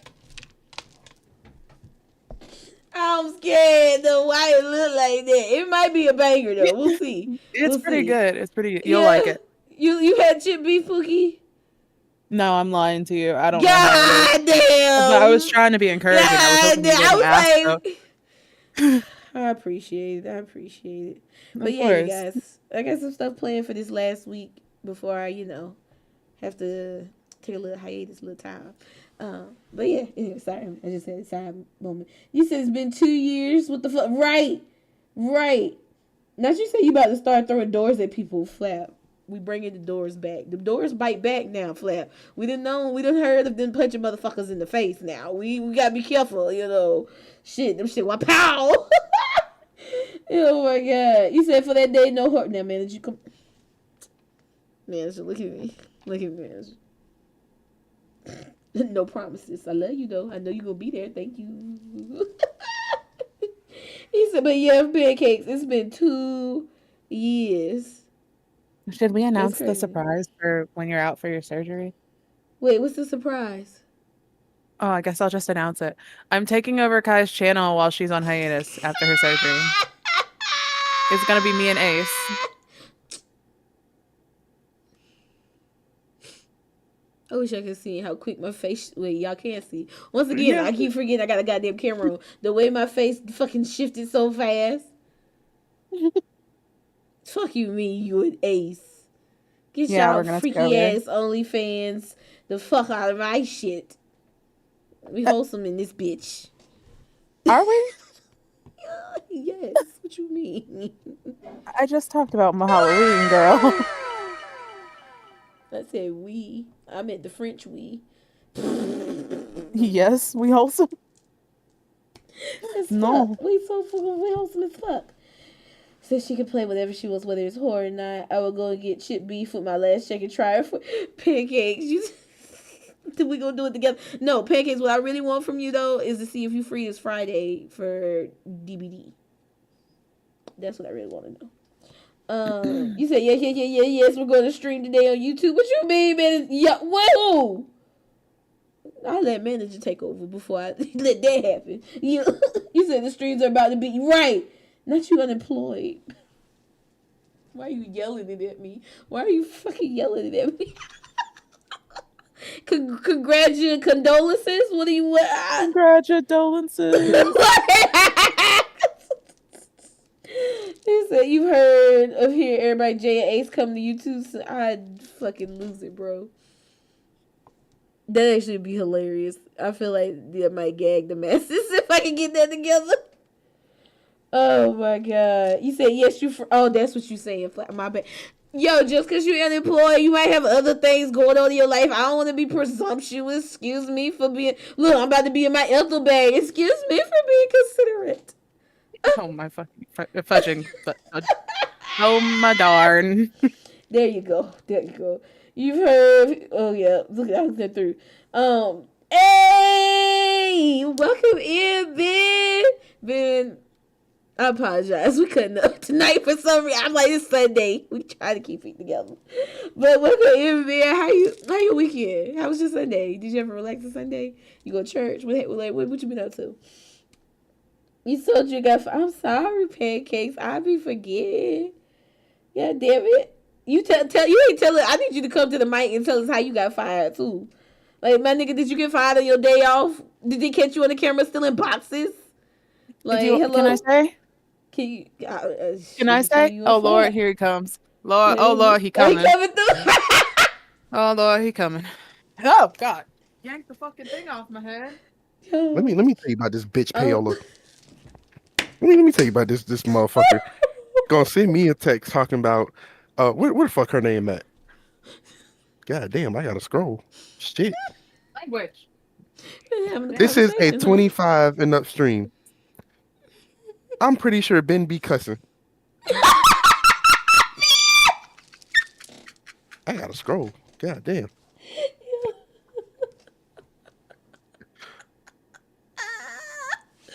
Yo, kills me. Oh my God! You said the Ethel excuse for not knowing that girl's name. I'm never. Motherfucker was talking about our goddamn production was bad and whatnot, and it's like, bro, I'm a temp. Was y'all a musical? Y'all want? I'm sorry. I'm sorry. I'm a temp. Y'all want us to have our numbers at -20. At least -20. My first week, my numbers were at -50. That's understandable. It's my first week. I don't know shit. My first time using a stand-up forklift. I don't know shit. The weeks after that, my shit has not fallen past -22. It's been between -17, actually -15, and 20 and -22. They sent my ass home. They sent some other temps home. 5 of us got fired that day. Good God. 5 temps got fired. Good grief, what is happening? What is happening, you guys, in the world today? Thank you. You know what it is. You know exactly what it is. It always been that. Lay side, child. Well, that's this flap news reporting live. Oh my goodness, it's fucked out here, you guys. Sorry, just kidding. Shout out to Pancake Case, you guys. Follow them, please. You said you think I should TT niece fuck have a whole bunch of words. No, TT, no. No. Not you did not. Y'all gonna make me hold on. I got thoughts in my head. It's actually we go everybody. I got y'all's thinking. Second, I might have to be dealing with some people. This is interesting thoughts I have. Okay. You said let me make sure I call it for everybody. That's already just came from camping. Okay. Just like, okay, now when you camp, Ben, do you like camp? Like, is you out there roughing it type camp, or do you like do like a little cabin? You know, maybe you don't have like the best electricity, or you got to go out to the little bathroom stall area, or you like full on got like a nice little it's stacked to the brim. Because I feel like I could do a stack to the brim. I could do me like a nice little cabin glamping, hello, camping, yes. or I want to look out my window. Camping. And be like, "Oh, that's so pretty," and then go back to my Hello Kitty Island Adventure on my Switch. Yep. When we go camping for what? When we go camping for Cub Scouts, we rustic camp. We're just on the ground in tents. Hell no. I thought she was about to say when we go camping. My mind immediately was like, forgive me. That's what I was like, wait, what? Homosexual agenda strikes again. Yo, it's crazy. It's crazy. I immediately, oh my God, tent was rocking. Hey, yo. Your man gonna get us. Yo, he's just gonna get me, bro. I'm gonna get poked in the chest again, Pookie. I don't like that shit. It's okay. I'll soothe your chest. Yeah. Get here. Get here. See, girl, the way me and you just been in the chat together, I wanna throw him on the desk. I just remember I'm being perceived by many. Oh my God. Okay, you said no being. Oh, I should bring back the E. Wait, what you mean the E? His name used to be Enraged Flapjack. Oh, you should bring back the Enraged part. Shoot, just one time, maybe one time for the one time, you know. Maybe for my last week. Bring back the Enraged for my last week. Before I gotta go take my little hiatus. Oh my God. Flapjack, what the fuck? What the fuck? Poor man just getting it left and right today. Left and right. Don't let TT take over because she gonna ban me for some reason. Yo, I mean, you did ban her for a whole like day. That was Soul, and it was an accident. Oh, you did it multiple times. I swear it was TT. Remember TT had to pull up with that second account? Oh yeah. No regrets. Yo, you a multiple offender out here. Yo, I gotta get you out here. User in timeout for. Sister, you on your last. That trigger finger be quick when you you did say you be out there just blessed. We gotta bring your taste two back too at some point. Oh my God. If we ever finish this. I know. Fuck, right? Hello? I know sister waiting at the church like, is they ever go?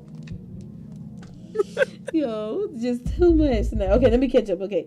Being big deep in the I believe it too. Roughing it, child. You have a camper. Oh, that's nice. That's nice. Now, Lynette, why you so loud? That's why y'all had to silence her. Don't silence my manager. She be speaking the truth. You say you're not banning anyone. TT, you okay? All right. I'm banning anyone ass lie. Yeah, right. Like, hello. You said with Deep Canyon and went like mountain biking too, man. That's like a whole excursion. You could get people to pay you to go to plan that shit for them. Sorry, I be thinking money minded sometimes, but that sounds really cool. Mm-hmm. Goddamn. Okay, my shit just getting Thanos snap. Pookie, TT. Pookie, hey, Pookie. God damn it. My chat ain't look like this in a minute. Like, the shit just Thanos like gray bar. Like, I gotta push to see the deleted messages so I can know what the fuck on. That's nasty work right here, Pookie. Okay. TT dots, yeah. TT bet. The truth will never set anyone free. Well, free you, TT, at least. Free you. Good Lord. And we back. Yo, I'm through. Mind you, I love TT. manager. Like, I don't know if anyone knows this for real, but I love TT. Bliss. Okay, let me get a look. There was a worse habits one could get into. Very much worse. And there was no shame in being too conscientious. Ethel straightened her back, feeling a little calmer, then glanced down. Oh fuck. Her right palm had I'm looking at it, it's nasty. Her right palm, which had been pressed to her mouth during her convulsions, felt a little damp. It was spittle, most likely from all of her coughing. That was what Ethel assumed, at least, with the wrinkle of her nose. But when Ethel actually saw what stained her palm, she stared. It was nothing so encouraging as spittle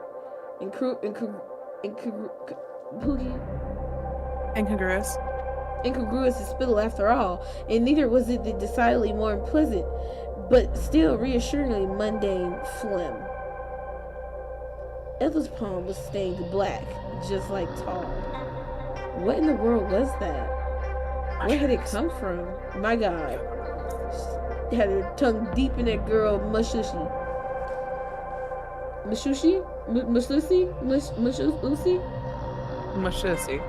Super senior? Who said super senior? Why is it gone again? What has happened? Why every time I look and I gotta view deleted message, I'm about sick of y'all.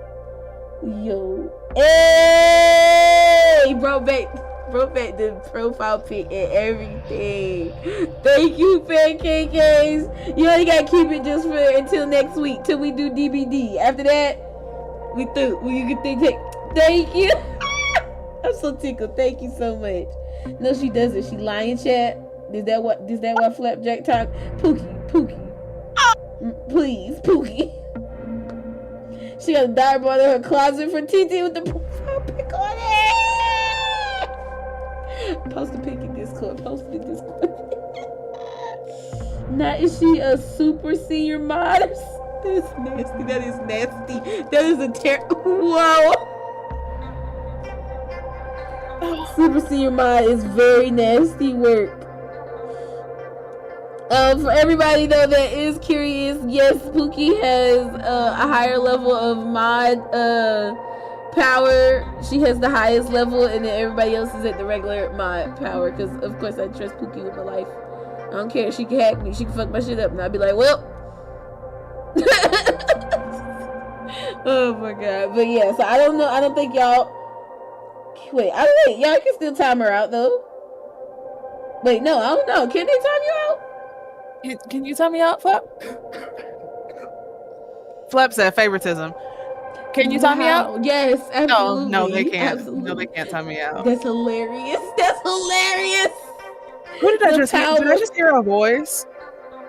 What you mean? Did I just hear a voice? What you mean you hear a voice? Who? Did I hear your man? No, not my man. Okay. I heard Flap in the back. Oh, okay. Yeah. Hi, Donnie.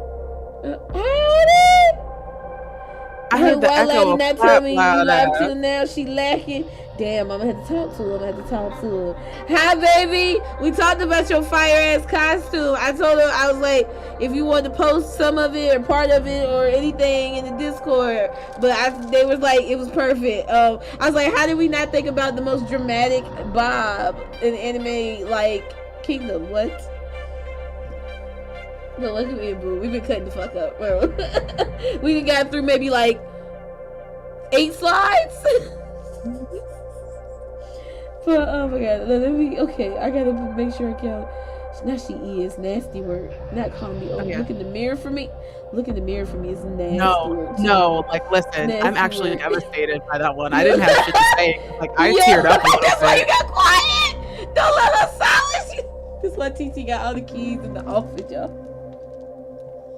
Like I can't even stand up. Yo. Like for real. I'm hurting. Y'all don't ever ask why Pookie don't be talking about her being at the office. This is why. Pookie, was it teleworks? You work from home? safety of the environment. Yeah. So yeah. That's crazy. He says it's gonna be there for a while. The games I've been playing have been rage-inducing. Fair, flap, flare. That dragon ass whooping was kind of crazy. How many times? Too many, friend. You say can't stay for long because your mom turns. Oh, I got you, manager. Okay, I got you. Sorry, we just been yapping it up tonight. But I know you'll be able to play it back later, and I'll do schedule for you even if you're not here. He said, does that sound crazy to you? A whole nuke?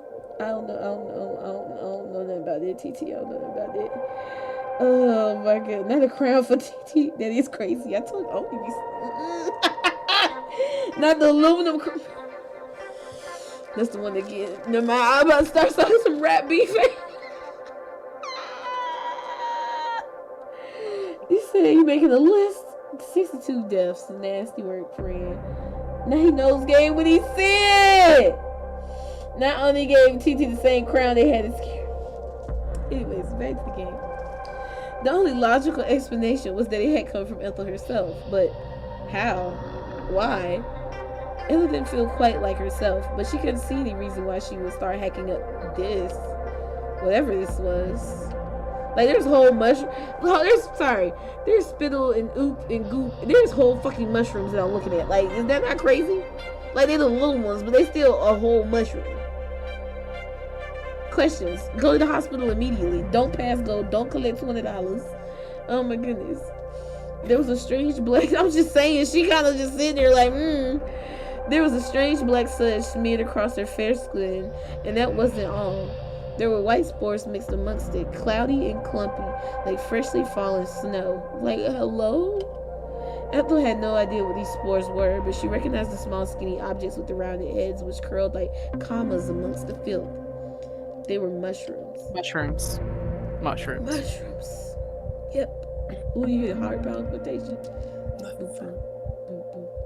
Ethel stared at her palm, her heart hammering wildly in her chest. Part of her hoped if she kept on staring, the strange black blemish on her palm would disappear. But it soon proved to be wishful thinking. It didn't vanish. Tightly, Ethel shut her eyes. She counted to 5. And she opened them. The stain was persistent, however, and it refused to shift.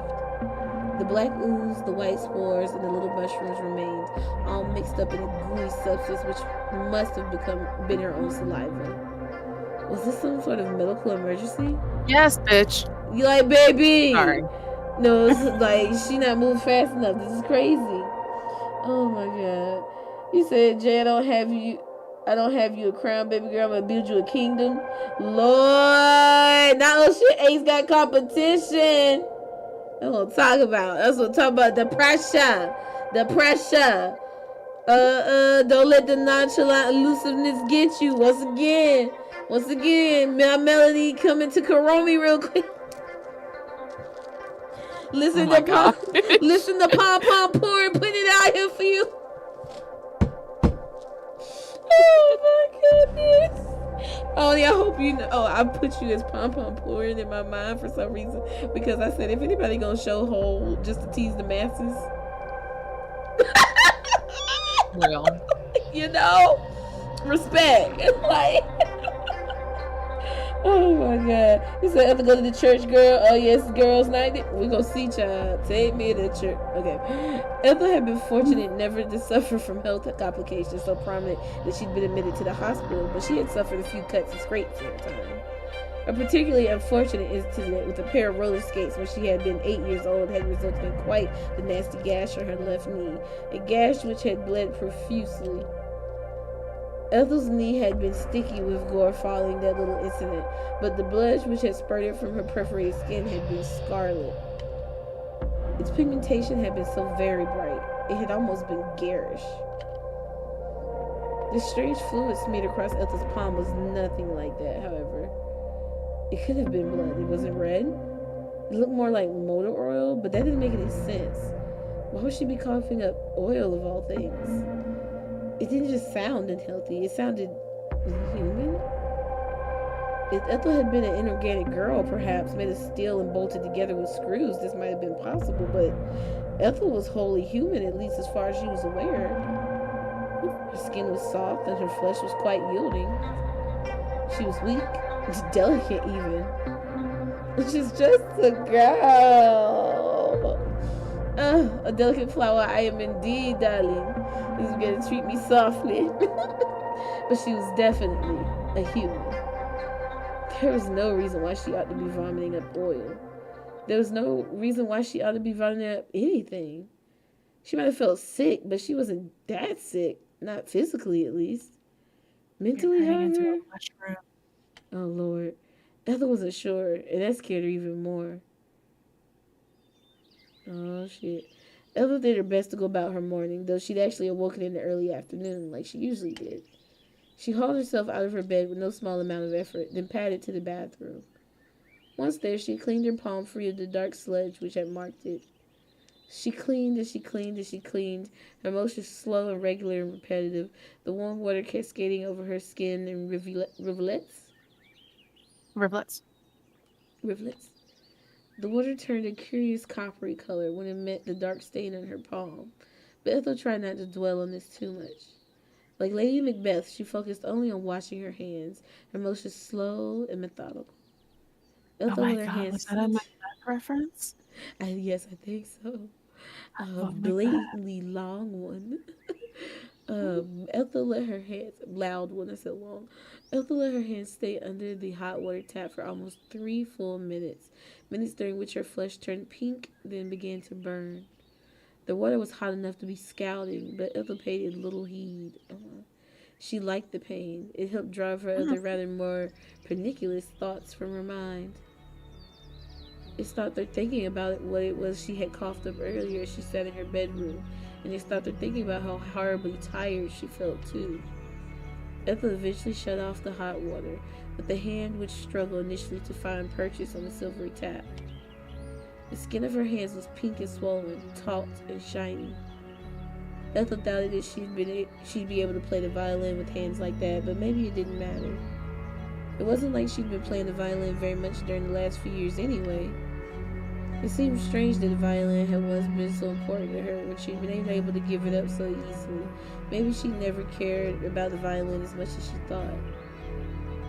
It had just been a distraction, really, a means of filling the empty, aching chasm of her life.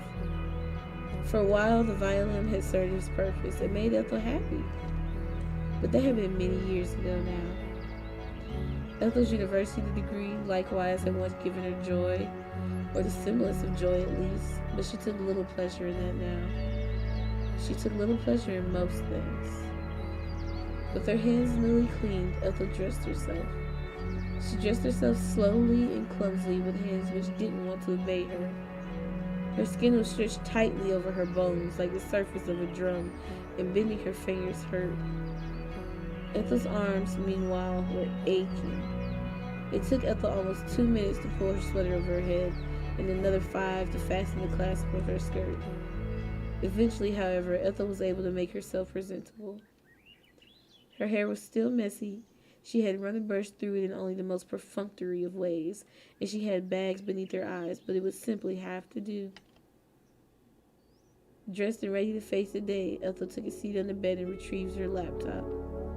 She thought that she might make a go at writing the introductory paragraph of her thesis, or, failing that, the introductory sentence, but this was wishful thinking. Her thoughts were slow and sluggish, and she couldn't concentrate. She had thought that working on her thesis might restore some normalcy to the day's proceedings, but why in the world would that work? It would have been abnormal, in fact, if she had made a start on her thesis, because she was woefully behind on it. Writing so much as a single sentence would have been almost as shocking as an occurrence as coughing up all that bile had been. But Ethel wasn't going to think about that. She didn't want to think about her thesis either. And in any case, she couldn't think of it.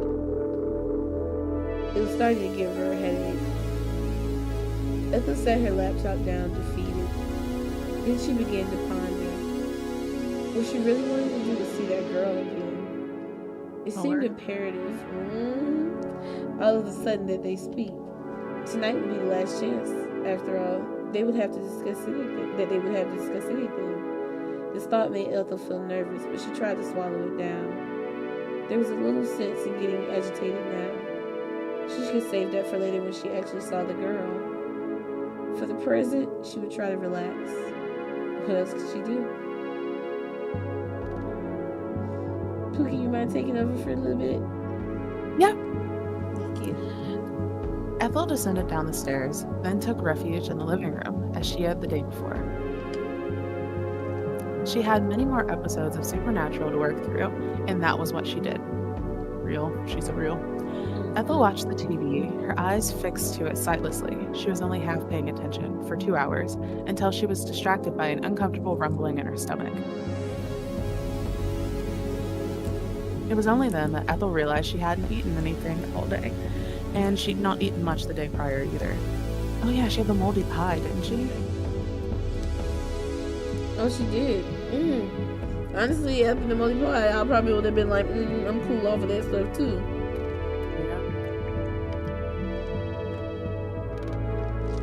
Ethel could only recall having a couple of fucking toasties, and then a few bowls of her mother's cherry pie, which she had inevitably binned.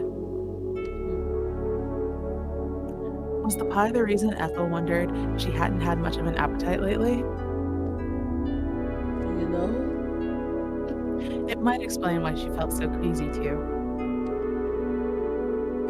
Ethel's stomach felt empty, but she didn't have any particular desire to fill it.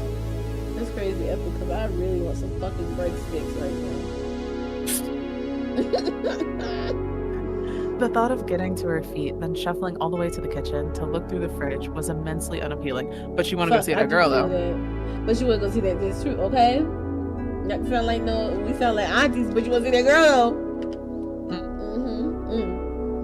Know all the lyrics to that song, but don't know your times tables. Okay, talk about it. Know everything about that phone, but don't know. Or rather, sit on the overstuffed sofa, which was comfortable, and watch Supernatural. Hold on, I just realized she's dressed like Sam Winchester. She'll look Like he's right. literally No, I'm looking behind her. That's why he's looking at her like that too. Like, girl, you gonna take my swag like that? Lynette said she has to go and ask about the schedule. You said what? Lynette said she has to go and ask. Oh, okay, got you. Real quick, guys, just the schedule for managing. So okay. Word of the day, tentative. Cause don't hold me none of this shit. This is all what I hoped and wished for, but not that I can guarantee. My hope, cause I want to give a good last week of, hanging with y'all before, I gotta go. I want to do a Monday stream. I know Soul don't get me. She don't get me, but I hope I can surprise her. She deserves a surprise. That's a wonderful woman right there. A hard-working woman, okay? Yeah. So hopefully I can surprise her, so that we can continue the bush buddy relationship and even solidify it a little bit stronger and do a Monday stream. But don't hold me to it, the way I'm feeling, the way the world moving. We'll see. Definitely Tuesday, unless, I just, God forbid, I'm feeling better, and I'm hoping I keep feeling better. So I hope nothing else I have to hold me back for a Tuesday stream, so hopefully come through for that. Of course, no Wednesday stream, because I gotta make a little bit of money before I go. Yeah, I can pay these bills. It's so many. My God, why does everybody want money from me? Let me stop messing with y'all. So no Wednesday stream. Thursday, yeah, it'll be probably a solo, just me, all chill type, vibe. I might bring back Batman, because I've been missing Bruce. Watching Flat play with Hayabusa over there, I said I miss my boy Bruce. So we might have to bring the bat back just one more time for the one time before I go. Friday, hopefully I can get some friends together. Pookie, you doing DVD with me? On Friday? Yeah.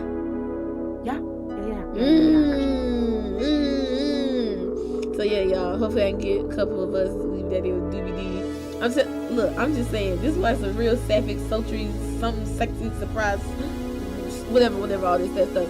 Because I'm telling you, I think about that. Me and Pookie's love saving us. Like the killer really say, you know what? Not today, and walked away.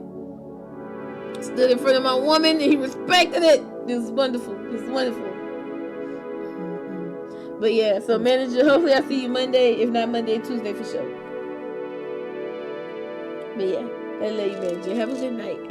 Have a good what's left of the Sunday night, and hopefully have a good Monday too. If I don't see you. Do you think that was good enough?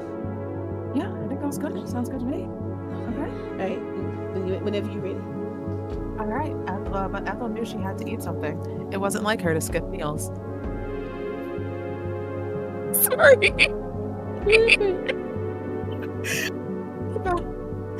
Norman, Rasputia was like, don't blame God for the way you look. You were the one who chose to push that plate away.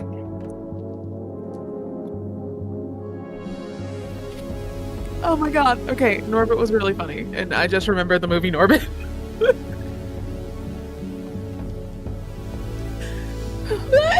Bless my woman, y'all. Oh my goodness. I love it. Oh my Pookie, you so bro. Okay.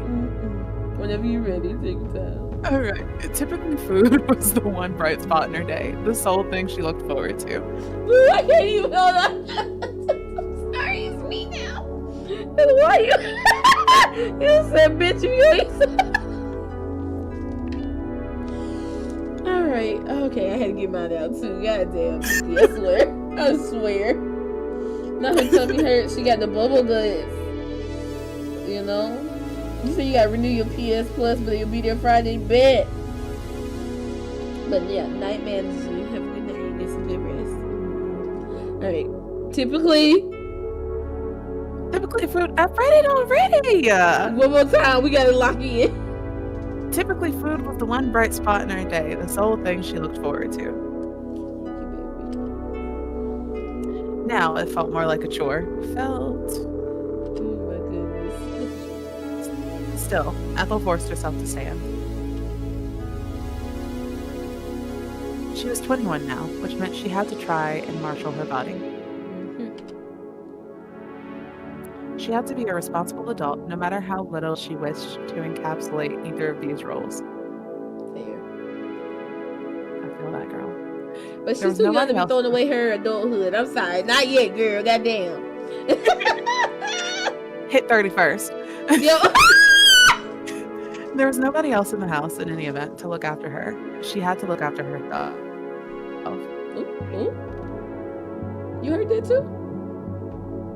I think that was Flap in the background. Oh, okay. Let's see. It got real masculine. Yeah, that was pancakes. Ethel walked to the kitchen with some degree of effort, and then examined the contents of the fridge. She examined the freezer. She examined all the cupboards, looking for stray tins of soup, leftovers maybe, from shopping trips her parents had embarked on years prior, or packets of half-eaten pasta, but drew a blank.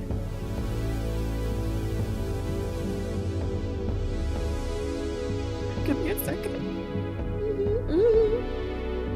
I just remembered the orange incident.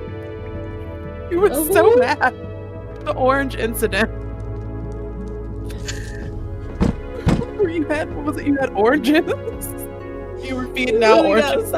You really gotta stop. I'm telling you, my man, look, he be standing there with his chest puffed out now. Cause he still bring that up too. He still bring that one up too.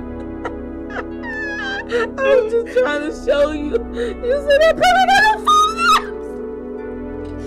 In fact, you really said that's how she gets.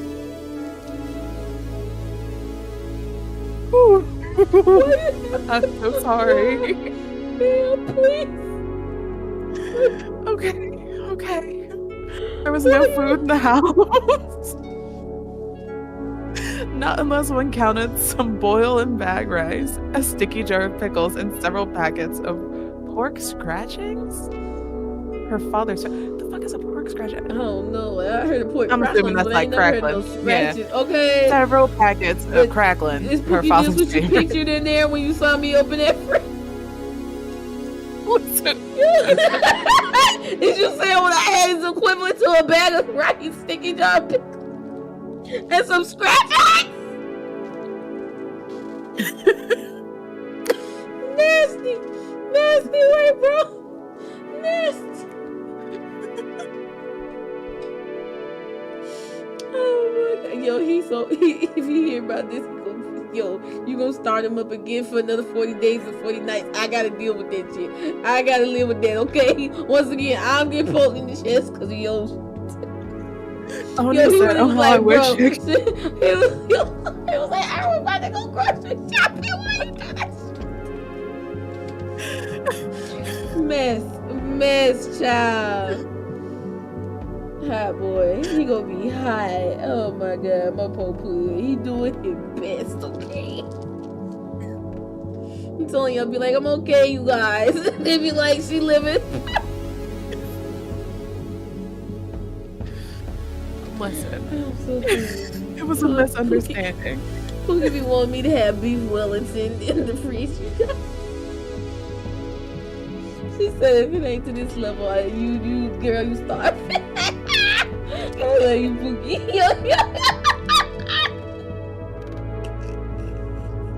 Oh my god, the way she be so offended for me, y'all. Oh my god. And I swear, you know what's so crazy too? If it ain't you, Pookie, it be Dana. They'll be coming in. He'd be like, nah, cause you know you heard the day she's been in here before or been in the chat. But he'd be like, bro, if it ain't your fucking Pookie, I gotta watch out for her too. I do not understand. A woman gonna steal my woman. Yeah. I'll be like, hey, that's a message for everybody. You better step in the fuck up or another girl gonna take your girl. What I tell a girl at the club, apparently? Allegedly? Okay. That's crazy. Talking to him crazy. saying. No, we're talking about why he's salty in the club. No wonder if somebody walked up to your woman in your face. Disrespectful as fuck. How was I disrespecting? Disrespectful as fuck. You paid that nigga dust. Oh my god. A mess. Sorry, y'all. Okay. You said, oh, how I wish I could be I forgot to eat today, bitch. Couldn't be me. I remember meals like they owe me. I hate to say it, Oni. No, I don't hate to say it. I'm actually very happy. My nigga be telling me, I'm like, cause you know, you be like, oh my god, you gain that like relationship weight, whatever. The nigga looked at me in my eyes and said, excuse me, you are well fed. I said, oh. You be feeding me oranges. Okay, maybe not well fed by Pookie standards. Which for me are very, the standards she has for me are very high. But normal. He is above. Yo, you ain't gotta be fighting for my nigga out here like this. Oh my god, I'ma sit beside him. Oh my god. I'm really dying out here. Oh my god. But oh, hydrate. Okay, you can't move any. Wait, you can't move anymore. There's a pin on your arm. Tell on the TT baby say hey. Auntie baby. I don't know. You know what I'm saying. Tell all them I say hi Ethel. Hi big sausage. He said nigga. I don't. Who said nigga? Flap? Yeah. That's all I got? Okay. Anyway. I guess he was talking to pig. Oh. Alright, back to the squalor, apparently. Ethel wasn't the best at cooking, but even she could manage boil and bag rice. Bless it. So if you say goodnight. Good night, sweetheart. Love you. Mwah. Sweet dreams. Who's saying goodnight? My nephew. Oh. They come in here and say goodnight every night. Like, oh, That's look so at us hug sweet. and like stuff. Yeah. Sorry. It was an option. It was an option. But what was she supposed to eat the rice with? I don't know. Mushrooms. No. There was no curry sauce, and there weren't any vegetables either. There are some in your lungs. Jesus Christ. Plain rice on its own didn't sound very appealing, and the less said about Jude's pork scratchlings, the better. The cracklings. The cracklings. It seemed like she had no choice. She would have to make an emergency trip to the corner shop. The Kona stove. It was fortunate that Oxbury did have a Kona stove. The village was small, but it still boasted a place where its overwhelmingly elderly residents could buy bread and eggs and milk when needed. The shop was tiny, its inventory limited, but that was fine. Oxbury didn't need anything grander than that. Her next half hour... Why did I forget how to read? Her next half Bro, hour it happened blocked like out this. for her. Ethel decided to step out. Plus, I feel like this the way they write stuff be kind of fucking you up a little bit. She put her shoes on at the door, jamming her feet into her mud-caked trainers. Oh. Girl, wash your fucking shoes. Almost haphazardly, and set off. I can't say too much. My bobs had dirt from last year's Rim Fair, and then I just wore them again for this year's Rim Fair. And now I don't know. I feel like it's the season. It's Oh my god. But I only ever wear it for the Rim Fair. But my mama was so hot. She was like, bro, you supposed to wear those for work. So then she bought me another pair. Let's shout out to my mama. And they sparkly too, okay? Ow. But yeah, I was like, I'm sorry, mommy. I don't know. They just got dirty and I just, you know. So mudcake trainers, let's go. Me and Ethel, unfortunately, vibing. You and Ethel. Mr. Brown, we might need you soon. Lord have mercy. Like everything else in Oxbury, the corner shop wasn't far away. It was only an 8-minute walk, if that.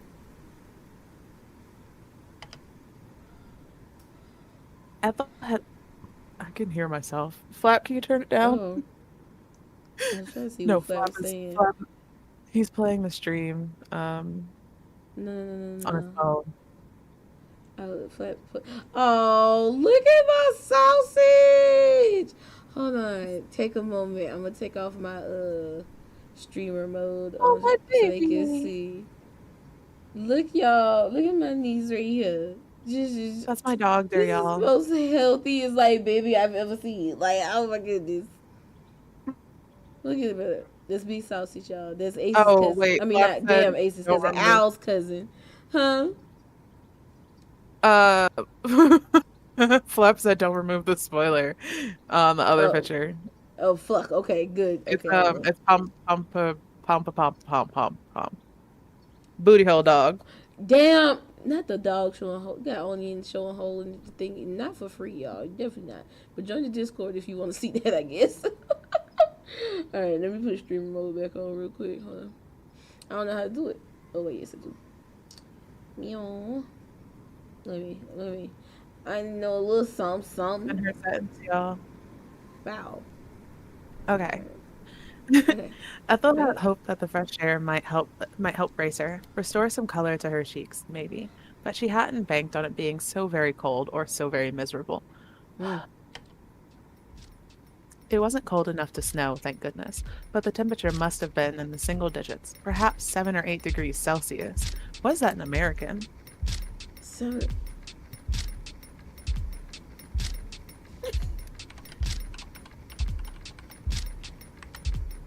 44 degrees, bro. Girl, that's not that damn cold. It's 47 degrees here right now. Hey, yo, is it? What's the temperature here? Stop playing. Stop it. 51. Pookie. 51. It's 51. It's in your corner.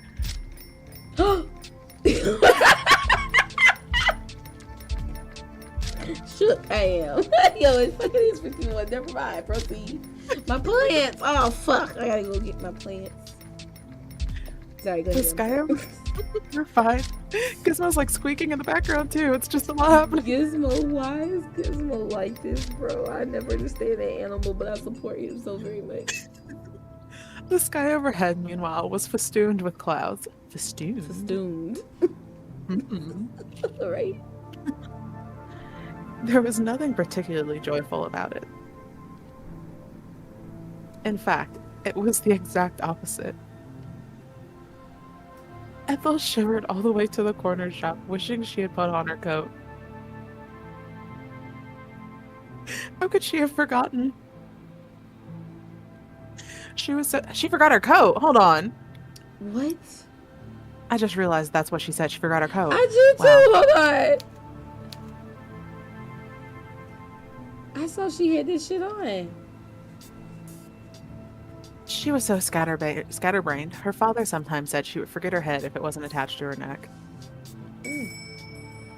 Ethel soon made it to the shop. The bell overhead jingled, but the boy behind the counter didn't raise his head to meet her.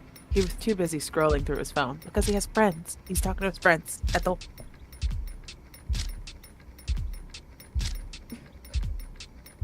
So much for customer service. Ethel selected a few items: a frozen pizza, some frozen chips, some fries, a bottle of Pepsi, and brought them to the counter. Then she stood back and waited for the clerk to register her presence. 1 second, everybody in Pookie. Mm-hmm.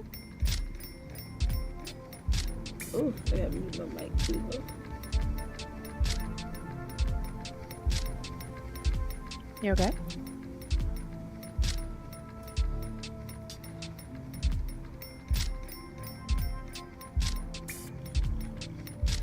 Is my Pookie well? Yeah.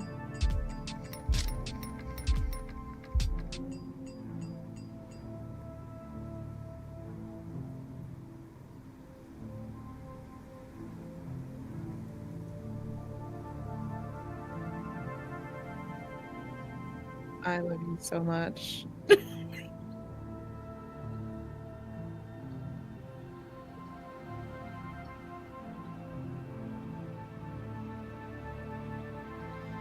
This is how I know I love you. This is how I know I love you.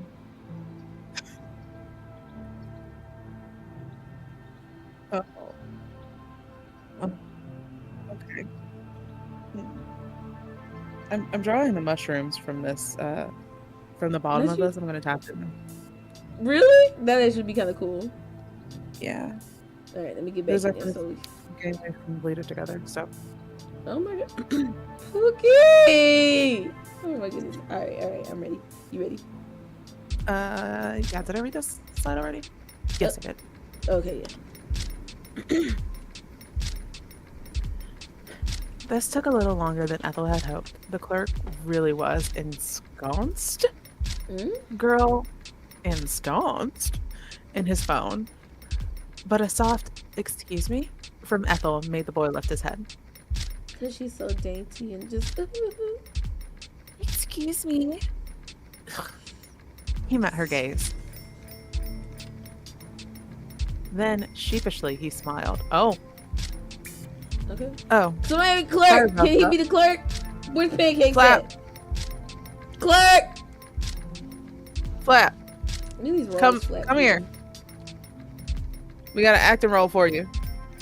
I'm gonna make you famous. Come sit on this couch. Wait, wrong thingy. I'm sorry. My bad. I says come sit on the couch. Yo. Show us your ID. It's your birthday? Oh, never mind. Why you have all these lines for? Listen. Golly. No. Where was you at?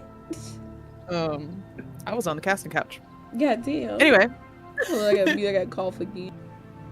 Okay. Alright.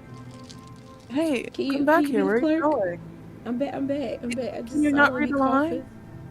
Oh, Flap, come back, please. He walked away. Please. Why would it? Was it the couch comment? Well, yes, it was the couch comment. Okay, my bad. Oh my gosh, shut up, girl. Ain't nobody was on no casting couch. Except for tech guy. Read the line. This is saying. You know what? My first couch was a little black Lucy.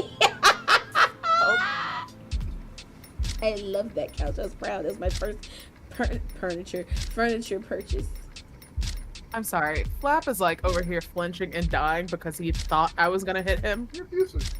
Don't tell the internet that. Excuse girl. me. Ooh,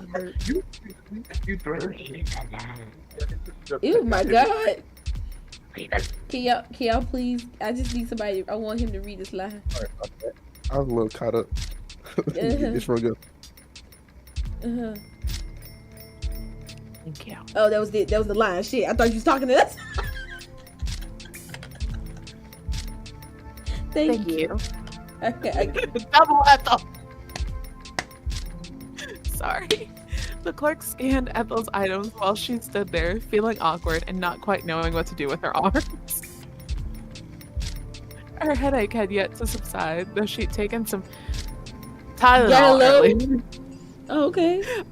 Unfortunately for her, however, it didn't seem to be having the desired effect. Ethel's stomach, meanwhile, felt horribly heavy, as though she had been stuffed full of newspapers. Ethel eyed the frozen pizza, a meat feast, ham, chicken, and pepperoni, with some trepidation. She had come to the corner shop for something to eat, but food now seemed the last thing she wanted.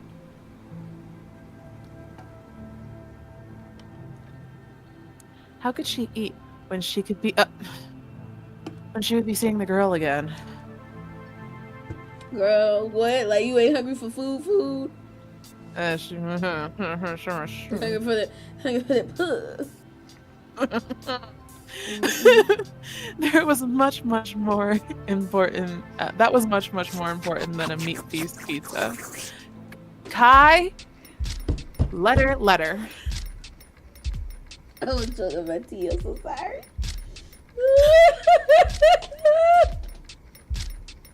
Oh, my bad. Okay. More important things. I'm just saying. Yep. What would she say when she saw her? What would she do?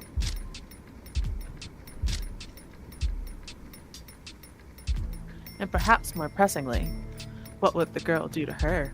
Ooh.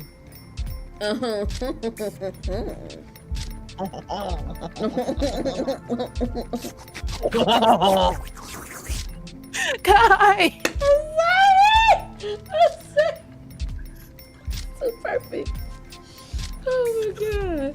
Okay, let's do. Okay, we got this. Yeah, Daddy, chill. This thought of the girl's lips against her own sent a small secretive thrill of pleasure. Of pleasure running through Ethel's stomach. She squirmed.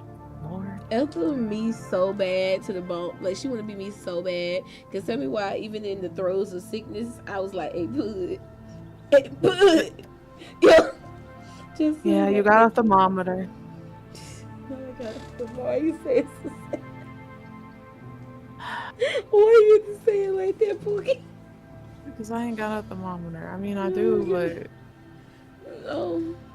it's a real thermometer, so. Oh.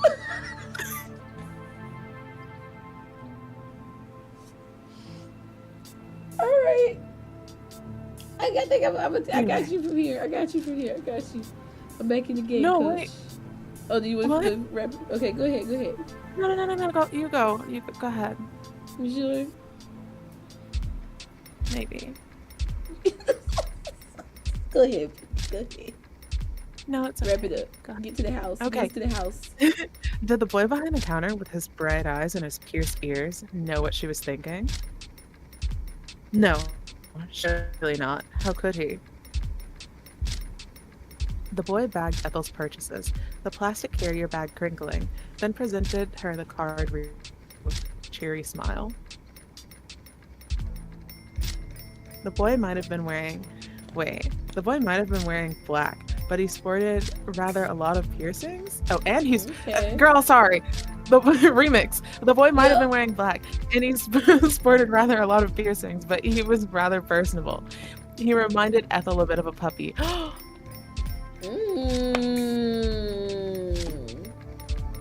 Forget the girl. Can you have the boy?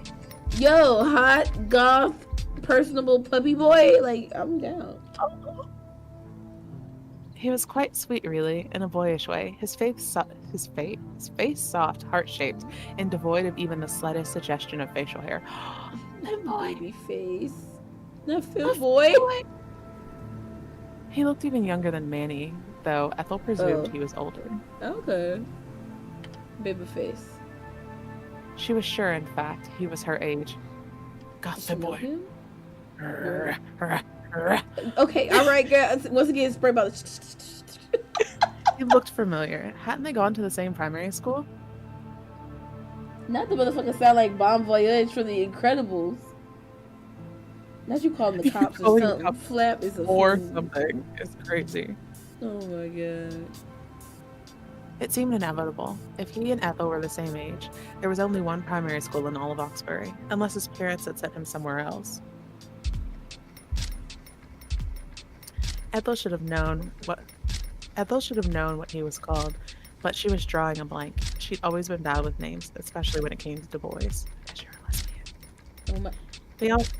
They all blended together with their short hair and their dirty, stubby fingernails. Oh my god. She said, If they had been, she said, "Bitch, disgusted." yo, disgusted.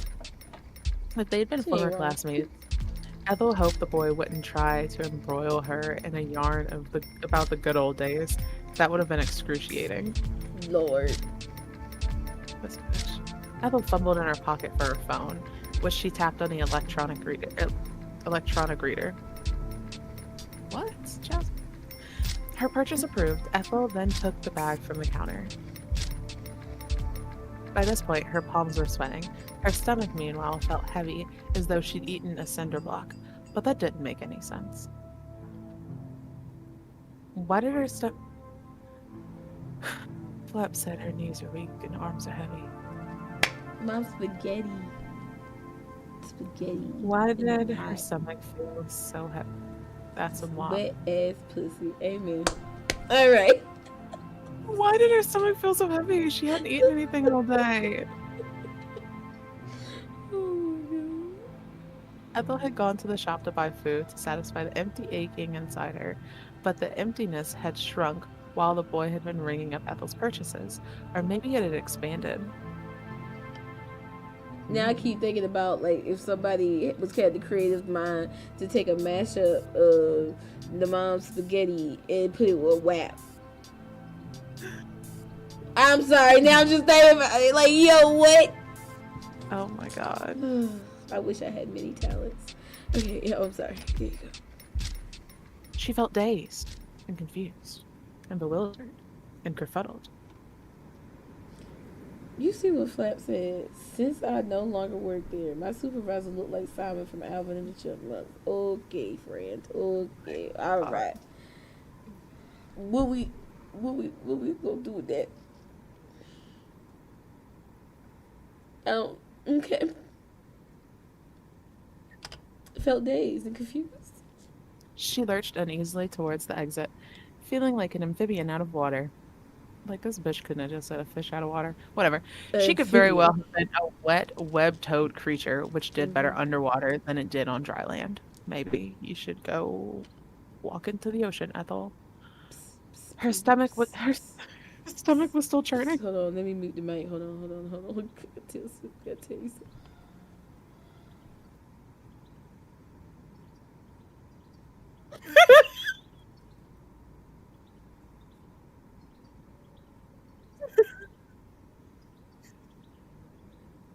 Anyways, back to it. Go ahead, Pookie. Her stomach was still churning. Her A heart lip reader felt gonna like have a field day with that one. her heart felt like a clenched fist.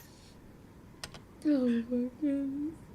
A sudden wave of nausea assailed her. You about to piss me off, Ethel. Uh-oh. A sudden wave of nausea assailed her, making her gasp, and then, oh god, is she gonna... Who's that? Ethel? Oh, Mr. Brown. Is it Mr. Brown? A concerned voice drew Ethel out of her reverie, but it wasn't the boy from the corner shop calling after her as she made her anxious escape. There it is. Come back. It Come back. was Mr. Flat. Brown. Mr. Brown with the ashy knees. Why you gotta be all that? Ethel's former teacher must have been going to the corner shop himself, because he met Ethel a stone's throw away from the shop's illuminated exterior, and it was a good thing he had to. Ethel had been about to collapse when Mr. Brown caught her, his powerful hands pressed against her forearms. Mr. Brown looked at Ethel worriedly. His eyes narrowed. His gaze was discerning, and he soon sensed something was amiss. Gently, he rested a hand against Ethel's back, not low enough to make Ethel feel uneasy, and said, Yeah. Mr. Brown? Miss Brown is playing Bejeweled right now. Miss Brown, get your old ass.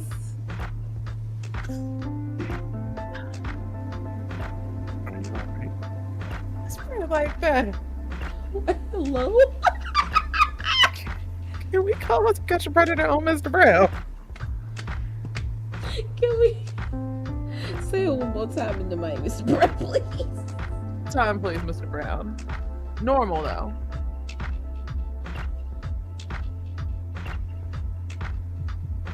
Are you alright? Oh. Oh. Shit, I'm not Ethel. Girl, let me be Sorry. yeah.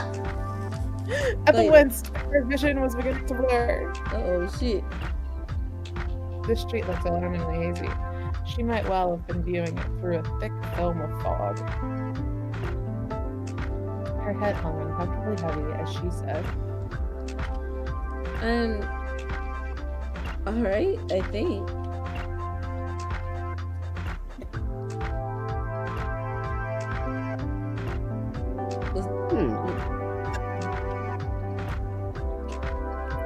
Mr. Brown frowned. He didn't look convinced, and neither did he sound it, for the matter.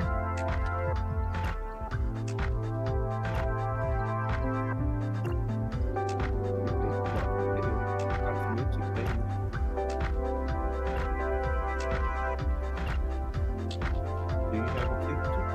It looks easy. It seems like you have me upstairs. I'm alright, really. I think I just have a bit of a cold. A cold? What? We recast it. Okay, fair. Oh, Ethel nodded. I was like, girl, narrate. Babe. I was out in the rain a couple of nights ago. It must have caught up to me.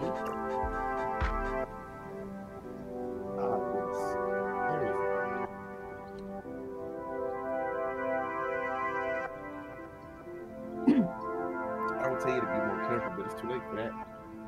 I suppose it would be unreasonable of me to tell you to build time machine. Yeah, you got time machine money. Goddamn right. But I can always Oh, no. let you come back to mine if you want to put your feet up. My home is closer than yours.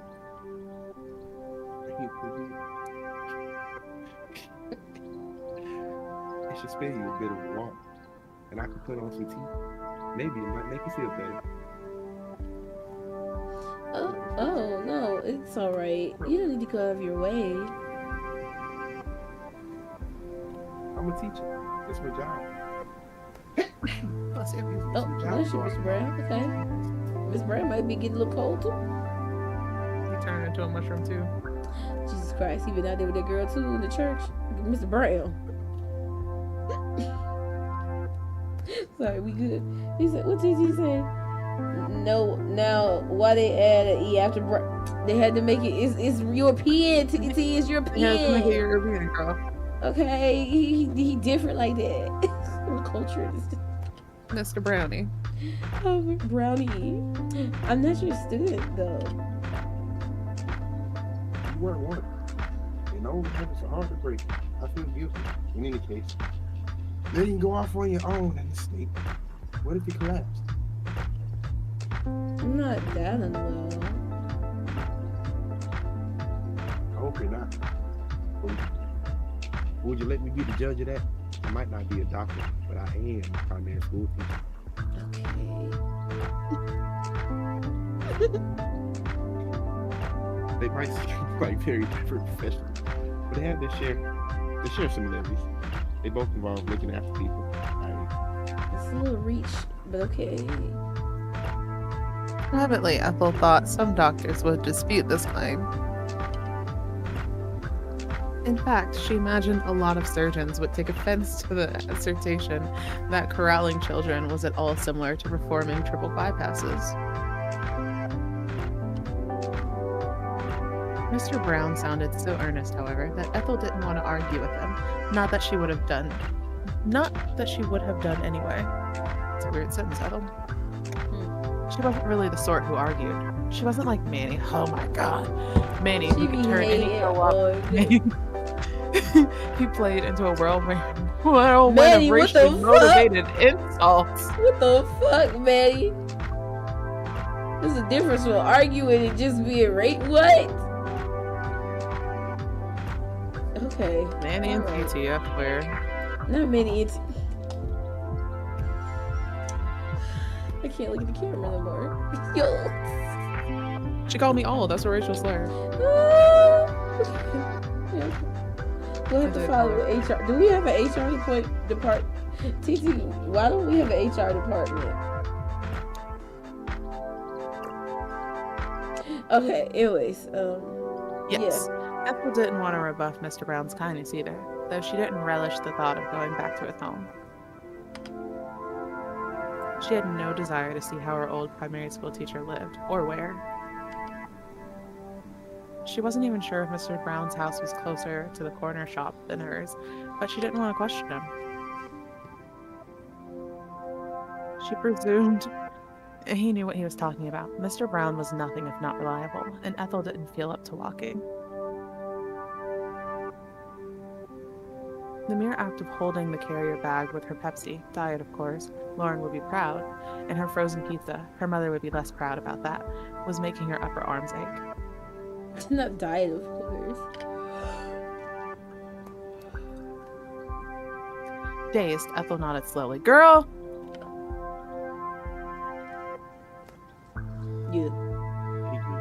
I always knew you were a sensible girl. Girl. Ethel winced. Was that still how Mr. Brown saw her? As a foolish child? Well, bitch. The thought rankled. She was already 21. She was old enough to drink, to smoke, to vote. She was old enough to drive. Not that she could. Now,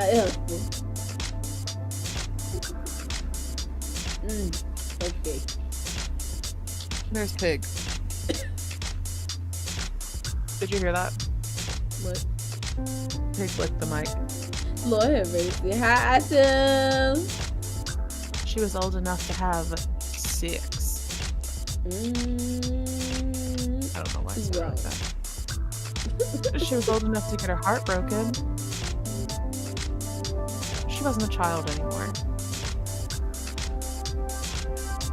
Though she often wished she was.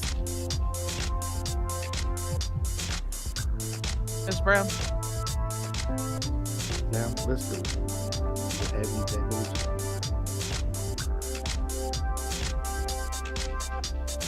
Vaguely, Ethel wondered what Mr. Brown had come to the corner shop for himself. I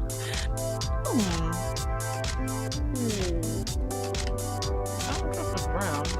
He hadn't gone inside, hadn't had an opportunity to purchase anything. He must have forgotten about his errands in an effort to look out for Ethel. I don't trust Mr. Brown too much. Well, whatever he wanted couldn't have been that important.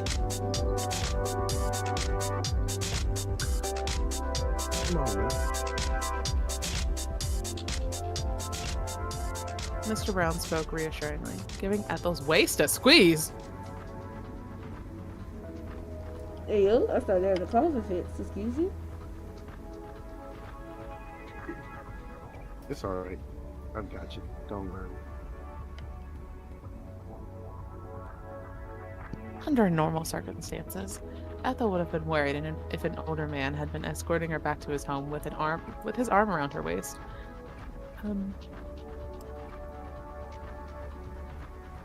Lauren and Jude had never been the most hands-on, but they had at least instilled Ethel with a sense of stranger danger in her childhood.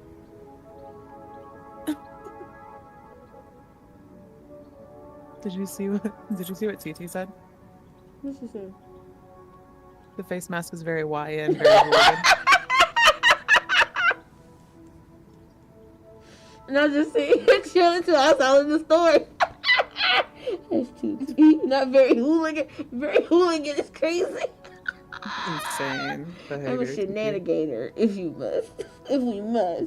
Not Ethel look like she make a mean apple pie with the name and the looks. It gotta be busted. It gotta be. Oh my god. But sorry, y'all. My nose was starting to do that dry thing that irritates my throat. And so I was like, let me put my mask on for a minute. Tell you, mask. Put a little Vicks. Look, look. Hold on, I'm gonna show everybody.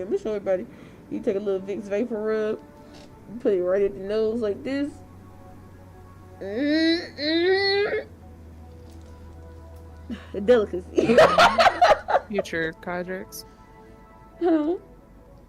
Like future Hendrix, but future Kai. I'm through, you know? I'm just saying. Anyway, and then you put the rest on your throat. Because what they say, put it on your neck and your chest. There you go. Alright, I'm sorry, y'all. Little lesson, side lesson. Okay, go ahead. Even to an outsider, the situation must have looked a suspect. Fault. Oh, I hear you, girl. But these circumstances were anything but normal, and for once, Ethel didn't worry. The one time you should be worrying, bitch. Okay. She didn't have the strength to worry, for one thing, and for another, Mr. Brown wasn't very unsettling. Neither was Ted Bundy. He taught Ethel when she had been small. She had been afraid of him as a young girl. That much was true. But she didn't think he was so very threatening now. Not when he looked just as concerned, if not more than she was. He really did seem to care. And they never found her body. That was something Ethel could take solace in, at least. It was a cold sort of comfort. Cold sort of a comfort when her head was aching and her limbs felt so numb, insensible almost, but it was better than being alone.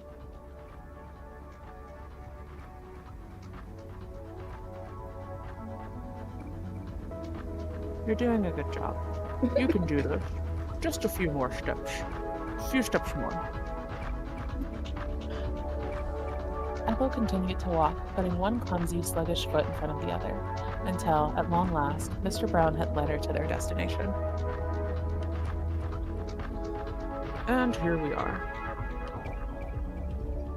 Mr. Brown spoke in an uncharacteristically jovial voice.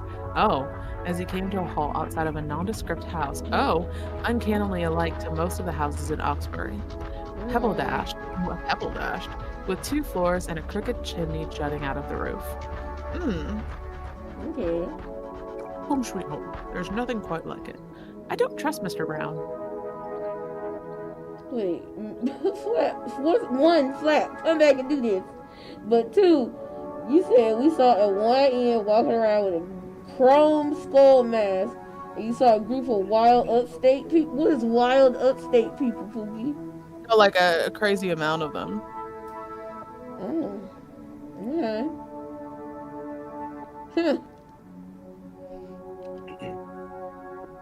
Mr. Brown unlatched the wooden gate, which circled his property one-handedly. He was still using his other arm to support Ethel, then stepped forward.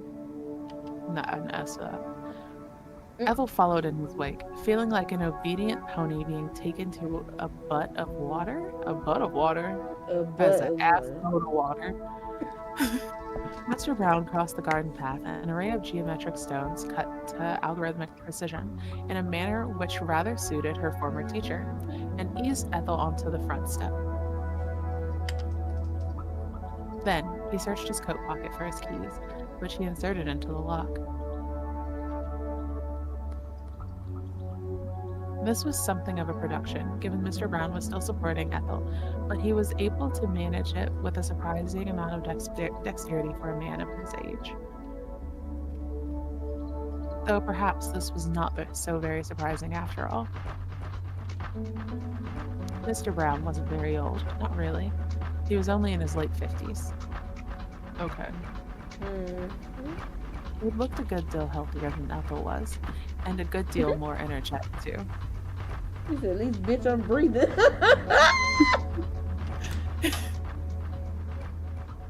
Mr. Brown guided Ethel inside his home, then paused to shut the door behind them. It wasn't long after Mr. Brown had shut the door when Gizmo dashed into the hallway, his entrance heralded by a series of excitable barks. And that Gizmo gotta come do their part. Yeah. The dog must have been left to man the house in Mr. Brown's absence, though how well a dog could man anything was debatable. Sparky couldn't have been waiting for his errant master all that long, but his insistent barking was uncannily reminiscent of a nagging wife. Crazy work. Pig, can you do these lines?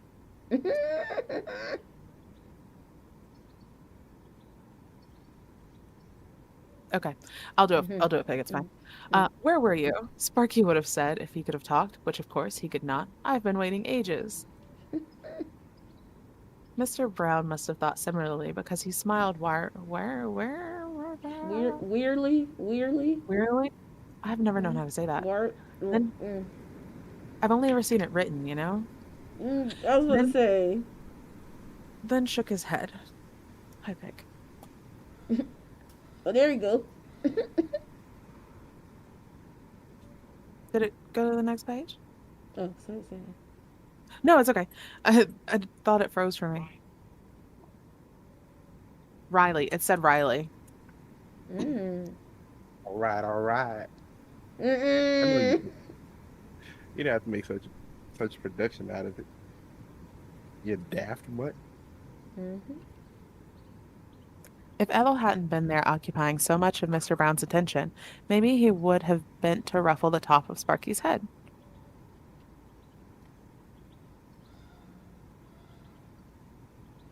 As it was, however, Mr. Brown was otherwise preoccupied, and he couldn't do that.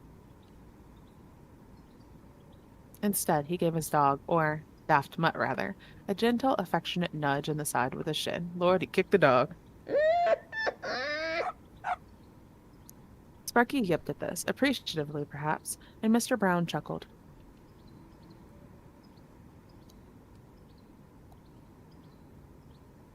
Well, I'm glad you're so happy to see me. I could do without you making such a racket, though. What must the neighbors think? Sparky yipped in response and wagged his tail, his dark eyes bright and eager.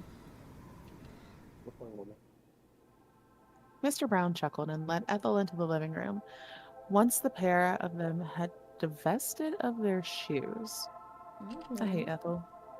Mr. Brown guided Ethel to an armchair, which she sank down in gratefully, relieved to be finally off her feet. Sparky followed the two of them into the living room, his tail trembling and all the while. With wide eyes, he looked up at Ethel and cocked his head. Then he yipped. It was a yip which carried with it a question, one which was so unmistakable it transcended the barriers between species. Who this hole in my house? Oh, why is you here? Who, that yip said, are you, and what are you doing here? Ethel had half a mind to reply to the dog's query, but bit back her response. Shit, the dog so rude. punked her down like that. She must say, hey man, he let me in. She didn't want to look completely insane, muttering away to a dog as though it had posed a genuine question. Oh. Sorry, Bang changes message on bubble. Girl.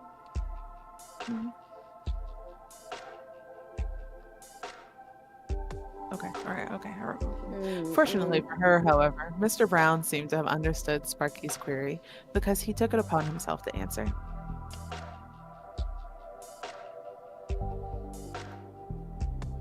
Ah, yes. I didn't tell you I'd be bringing the guest back, did I? The lassie here is Ethel. You know her, don't you, boy?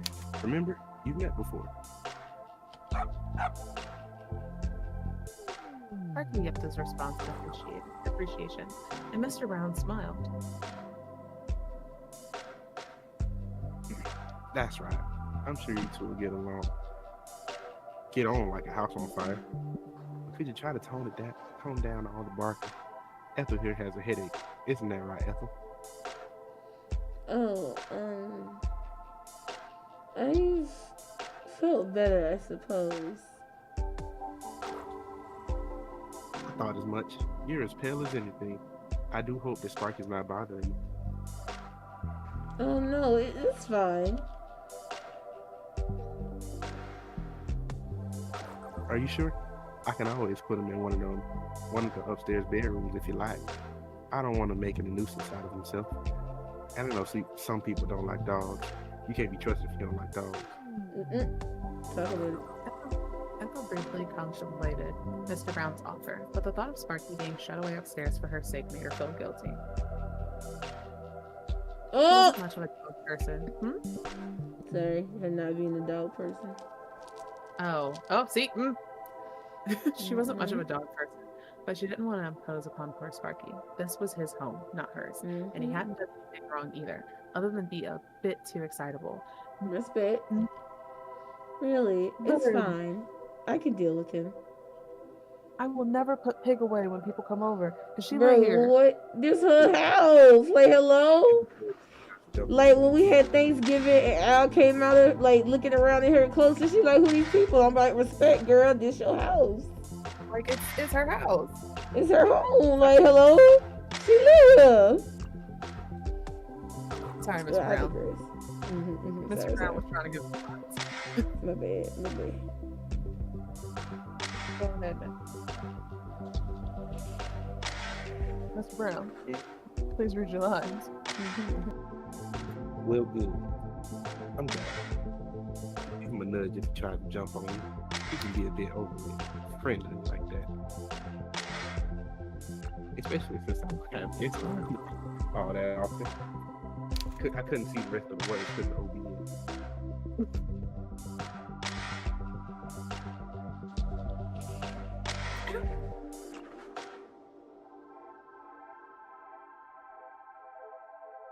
Clap. Oh, you're good. Ugh. That's okay.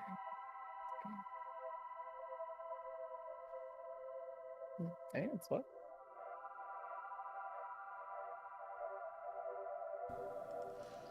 Sorry, everybody. Okay.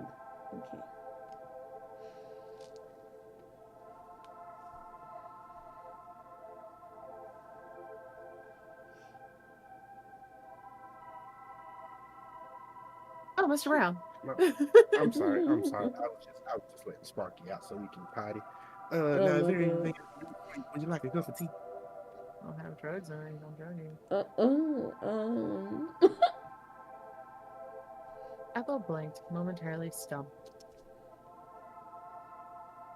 The question was a simple one, but Ethel was simpler. Ethel was tired and achy, and her head hurt, and she wasn't sure how to respond. Her stomach still felt tied in knots. She was unsure if she could stomach anything in her current state, not even liquid, but tea was rather inoffensive, wasn't it?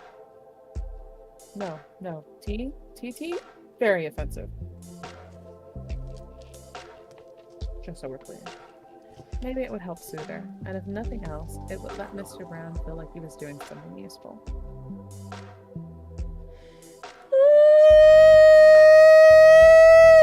The way I'm screaming over here, I'm trying to keep it together.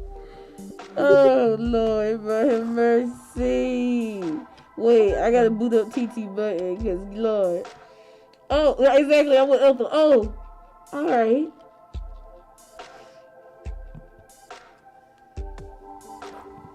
Oh, Ethel eventually agreed, more for Mr. Brown's sake than her own. I'm not about to fight. I don't want peace. I want problems, always. TT be asking for the problems. One more time. I don't want peace. I want problems always. Yeah, okay. Alright. I wouldn't mind a cup of tea. It might help.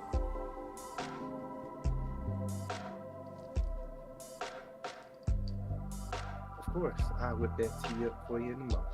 Anytime. Not a mo. I will. Ethel's reply was half-hearted as Mr. Brown exited the living room, shuffling in his socks. Okay, that's kind of precious. I still don't trust her though. Okay, fair. Sparky looked between Ethel for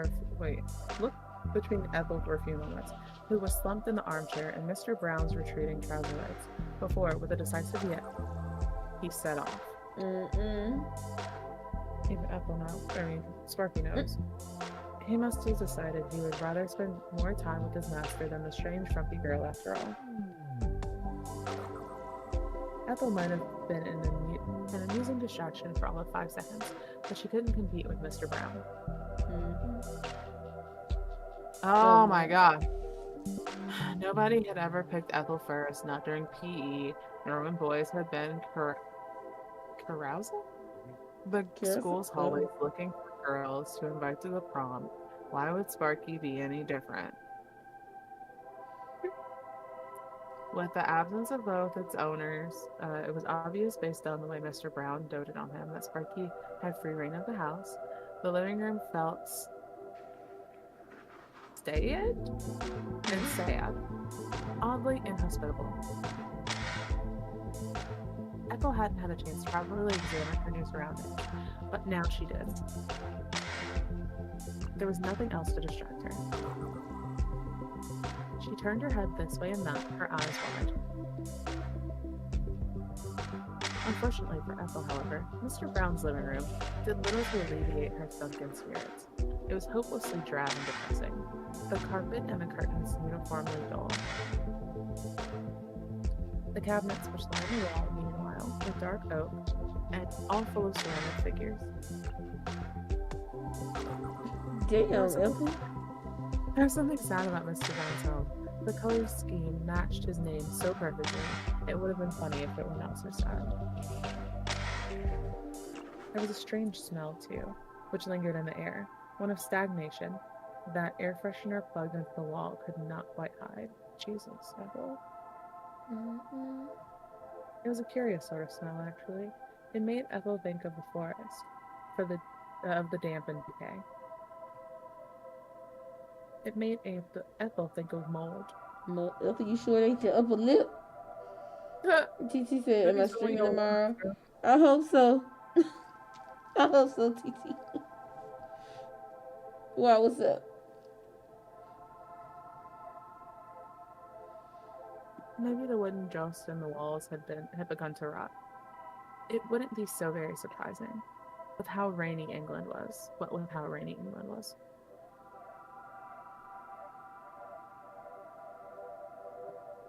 Ethel's parents' house had mold problems too. It wasn't very bad in the summer, but it always showed up in patchy strains that spread by the windowsill and the radiators when the winter rolled around.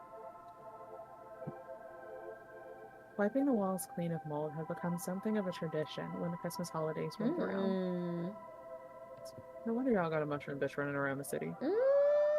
Mr. Brown's house must have been afflicted with the same curse, just like all of the other homes in Oxbury. Ethel doubted that the houses in Australia, with its golden beaches and its sapphire surf, would be plagued with similar problems. Australia was far too sunny, not at all like England. God, what a dreary country it was, and what a dreary house this was. Damn, bitch. I'm trying to help you. Damn! Mr. Brown wasn't so very old, but his home seemed to belong to a man of at least 2 decades his senior. TT. She said, if so, I'll make sure I'm late. Bro. Good night, TT. What do we do when the secretary is like, yeah, I'm gonna be late? Oh my god! So Fine. Everybody gotta hydrate because TT said so. Who give her the keys to all the shit, bro? Why did we agree on who? Where's the HR department, TT?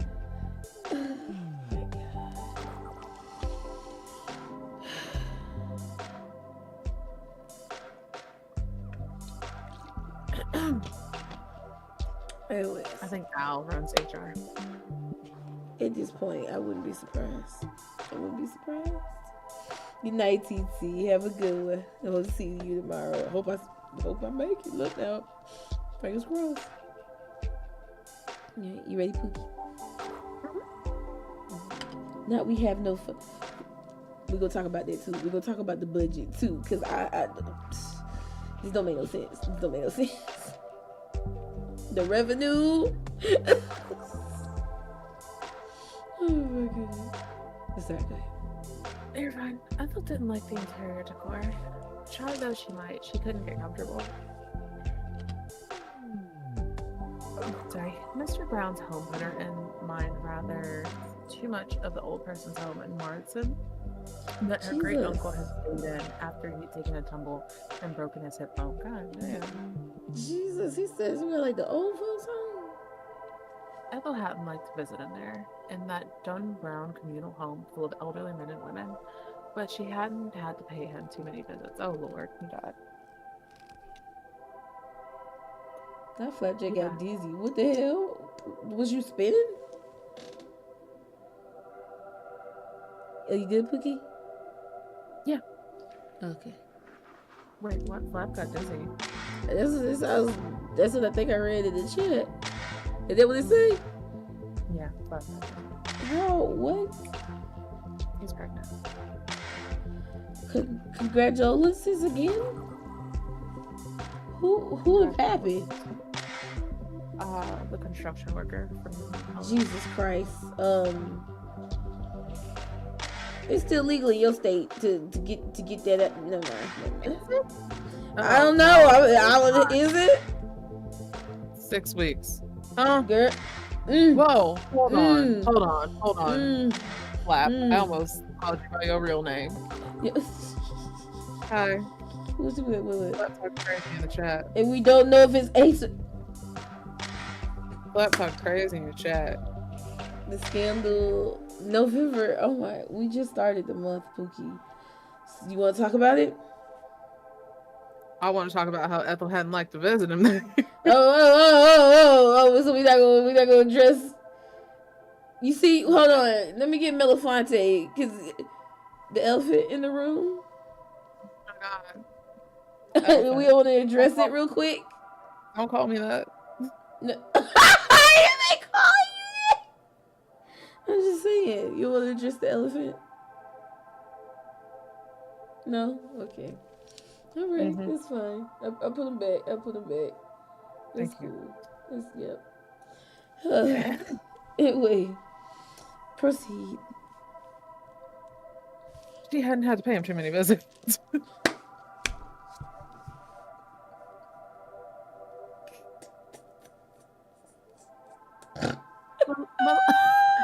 My love. I'm sorry. Okay. Didn't like to visit him there. Give us the next line. Okay. Oh, you did 2 minutes. I see. My bad. Oh, God. He had died only a few months after being admitted. Damn, Ethel, you killed that nigga? Oh, my God. Oh, man. Apparently, he succumbed to pneumonia. That was the official story, at least. He got mushrooms in the forest. Privately, however, Ethel did wonder whether being stuck in a home like that, with its gurgling radiators, brown curtains, and ratty trout excluders, hadn't succeeded at carrying him off for good. Old people's homes were supposed to exist as places where the elderly went for Oni, how you said a word? For Suckington. But why are you asking Oni about suck word? What you trying to say? No, because like maybe I'm hitting on Oni right now, but either way, we gonna add Oni to the pot. Listen, I'm just Ace trying to Oni, never know. Bang Chan. First of all, can you put Bang Chan first at least? Oh Put some my respect on your god. name. Oh my god, bro. Anyway. Anyway, old people homes were supposed to exist as places where the elderly went for suckington, but Ethel couldn't imagine experiencing any modicum of comfort in such a place herself. It had been much too depressing. Ethel had been depressed simply visiting there, and she'd only ever stayed for half an hour at a time. Ow. Mr. Brown's home reminded her of all her tragic visits to the old person's home 4 years prior. The color scheme of the living room is bad enough, but those stop roasting this man's house! Damn! Hey, But those Ethel. China locked away behind the display case really sold the impression home. She got depression, that's all she did. It looked Yeah. like this. Bitch, I got depression. I just put my balls in some $1,000 dress. Okay. Please. That's my girl. Oh, can I have a moment though? I understand mental health is different for everybody, but please don't be using that to be like. I feel like Ethel ain't gotta be like, bitch, I'm depressed, so I'm about to roast the fuck out of your shit. Like, goddamn, I'm depressed too, but I don't feel like I'm gonna do this shit. Yeah, like, listen, having bad mental health is not an excuse to be a bad person. And when you are in those bad moments and you're having these mean thoughts or even making these mean statements, that's okay. But when you are better, you don't have to apologize for that shit. Also, people don't, and this is a big thing, chat, people don't have to forgive you for the shitty decisions you make when you're having your bad mental health moments.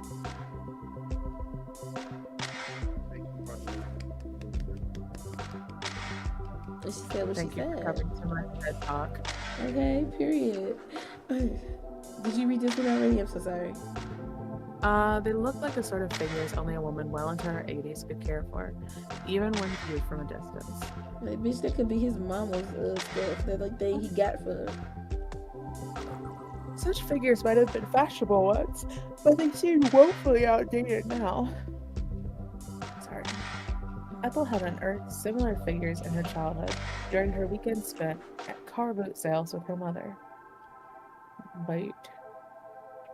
These ornaments had been grouped together in plastic boxes, all sold at a discount. £2.50 a pop, if that. Is that how they say that? £2.50? You know better than I would, girl. Says the one who's been out of the country. Bro, what? Some of the more sorrowful ones, with missing fingers and hairline cracks running down their faces, had fetched for a quid, or 50 pence, or they'd been bundled together in humiliating deals, buy one, get one free. Hey, quick question. Why is that humiliating? What's up? What the fuck is a quid? Pro quo? Pro quo? Did you say quid? This is all I got? You scratch mine, I scratch yours? Is that what quid pro quo?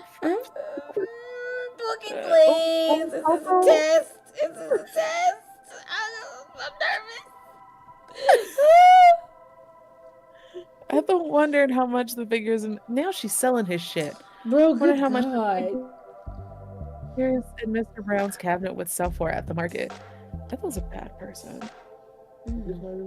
She couldn't imagine many people wanting to part with their hard-earned cash for a retinue of sailor boys whose blonde hair and blue eyes had begun to fade. What? Read that one again for me. She couldn't imagine many people wanting to part with their hard-earned cash for a retinue, I'm assuming that's how you say that word, of sailor boys whose blonde hair and blue eyes had begun to fade. I was imagining like ceramic angel figurines. Right. You know, like that's what I was thinking. But now it's like little sailor boys, little blonde, blue-eyed sailor boys. Like, hello. I would like to call the police. Oh my goodness. On Mr. Brown. There was a girl, Child. too, sitting beneath a ceramic tree holding a book on her lap, and beside her, a shepherdess with Shepherdess? curls who was holding a crook, a lamb nuzzling her thigh. Okay. There was a boy with a fishing rod, a girl holding a tray of what Ethel supposed were freshly baked cookies, and a clown who looked almost alarmingly realistic in his ceramic sorrow. Oh, Jesus. Ethel busied herself trying to count the ornaments Mr. Brown had in that cabinet. Were there 20 of them? 30? When...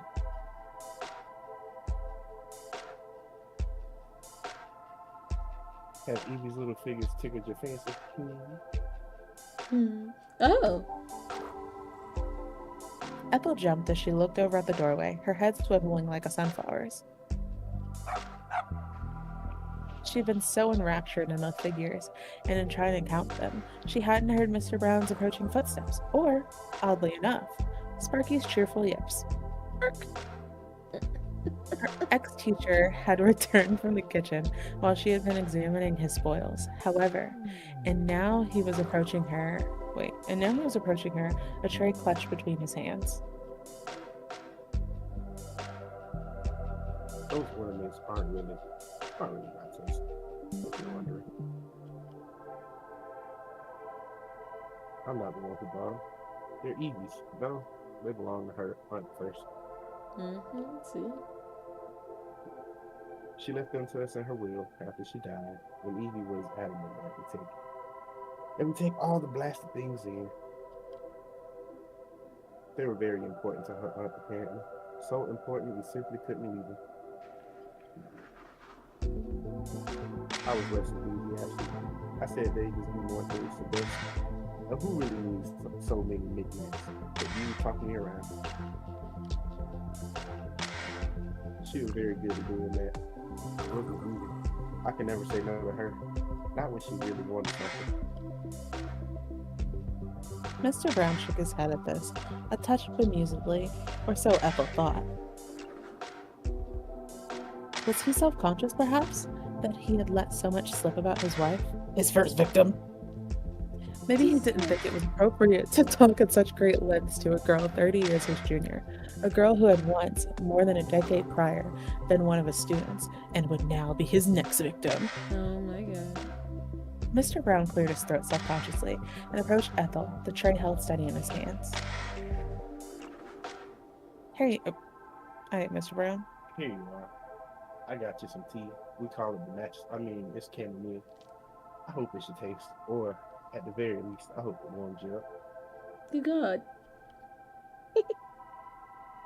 I do worry that you might make yourself sick going out in the cold like that, especially when it's been raining so much lately. Ain't it good for you? But if a man's to be believed that nothing a good strong cup of tea can't fix, she was an awfully optimistic woman, my mother. Oh, thank you. Oh my God. Ethel accepted the cup of tea from Mr. Brown, then nursed it in her hands, holding it to her chest like some sort of talisman. The mug was hot to the touch, and Ethel's fingertips tingled as she rested them against the curved, smooth ceramic. Steam rose from the meniscus of the tea? I ain't never heard somebody use meniscus like that. Yeah, no, that's why I paused, because girl, what the fuck? What? I hate Ethel. A fine gauzy steam which smelt faintly fruity. Lord is prohypnol. Oh my God. As for the tea itself, it was a startlingly red color, which put Ethel in mind of poisonous berries. The small round sort you'd found nestled among trees during the summer. It's blood, bitch. It's blood tea. Oh my God, please. It had been kind of Mr. Brown to brew her a cup of tea, but Ethel didn't trust the liquid inside that. Yes, you shouldn't. I'm sorry. It was far too vivid, almost garishly so. It's because she already mold. Yeah, she mushroomed. She is like, red in its we're flap it. I got an RE reference. Oh, there's a RE reference for you. A reference, if you will. She fucking Come here. Ethan out here. Look at the jacket flap. She's fucking Ethan. Oh my god. He laughed and shook She his wanna head. be Rose so fucking bad, bro. Wait, does that mean she's dead? I hope so. Never mind, I can't say that. Did you Huh? say hope so? I ain't say that. What'd you say, Flap? Uh-huh. If she's Ethan, right? Ethan died. Yeah. And Ethan was mold. This is very true. She's mold. She become the mold. I'm telling you, this is a whole fucking RE game made into a visual novel. My God, we've been had. Now that you say that, Mr. Brown looks like Ethan. God damn it! Oh my lord, we done figured it out. Developers, we figured you out, baby. Come on out. It's okay. Okay, let me stop. But that's too funny. I will hit you. Oh my What? god. Sorry, hold on. Let me just mute real quick. Not you. Hello? Y'all, her bubble really not moving. Alright, I'm back. Oh my god, Pookie. Ethel wasn't sure all of a sudden if she could drink it. She felt nauseous. The only thing she's trying to drink is mushroom girl clip juice. Oh my. Fortunately, Ooh. Mr. Brown wasn't the sort of over-attentive host who insisted that his guests drink all their tea, every last drop. Maybe he did not want to be overbearing. She just hit me and I didn't even do anything but bite this hangnail. They just got a gross slap. Go get some clippers. Yo, this is hilarious. Wait, did he bite your hangnail? No, his own. Ew. I would actually. This stream would be able to be used as evidence if you tried to bite my hangnail. That's hilarious. Yes. Nigga, you going to jail. I know. They would pull this stream and be like, we have the whole audio of her committing a murder. She's literally screaming, I am murdering Flap right now. I insert full name. He might have been Ethel's teacher once, but he wasn't her teacher anymore. They had both grown older since Ethel's primary school days, and there was very little to link them together.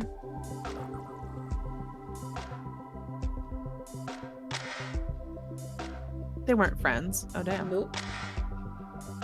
They were hardly family friends. Damn. Nope. Mr. Brown himself might have felt awkward about inviting Ethel to his house. Yeah, oh my god. He must have been worrying that he'd overstepped some sort of boundary because he didn't speak to Ethel. Not for a few moments at least. He's waiting for the jokes to kick in. Instead, he busied himself with sipping at his own tea which must have been too hot to drink comfortably. Ethel was certain his tea was too hot, in fact, because she saw Mr. Brown wince as he set his cup aside. Had he scalded his tongue? A deep-rooted silence stretched between the pair as the seconds passed, a silence almost as intense as that which could be found in the depths of Oxbury's forest. You think about that girl again, Kai. Oh my god. Get on her brain. Mr. Brown bent. He patted the top of Sparky's head for a few moments. Flap just petted me. I was very confused. Jesus. Am I Sparky? Jesus. Oh my god. I upset Pig. His beloved dog had begun to nose about his feet as the carriage clock on the mantelpiece ticked. The clock ticked and ticked and ticked, denoting every single second that passed, until Mr. Brown coughed. He cleared his throat. Okay. Then, looking up at Ethel, he said, How's the tea? I think the tea it takes. Ethel had yet to take a sip of her tea. It was still too hot, and anyway, she wasn't thirsty, but nodded regardless. She didn't want to seem ungrateful.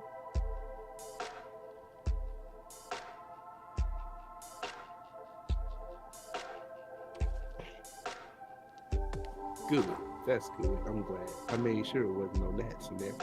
But I think it's to be strong. But Evie liked it, so I Slap him and suppose. kill you. I just registered what this motherfucker said. The Kai shade is crazy. We are guests on her stream. Nasty work. Show flat. I hope that shark come and bite you in the ass. She said she hoped that shark bite your dick off. He's Pookie. She said, How you related? I got the cough, y'all. I'm not gonna make it. I'm not gonna make it. not that bad. My God, y'all. Yeah, Lacey. Not that Nancy. Not that Lacey. Jesus. Okay.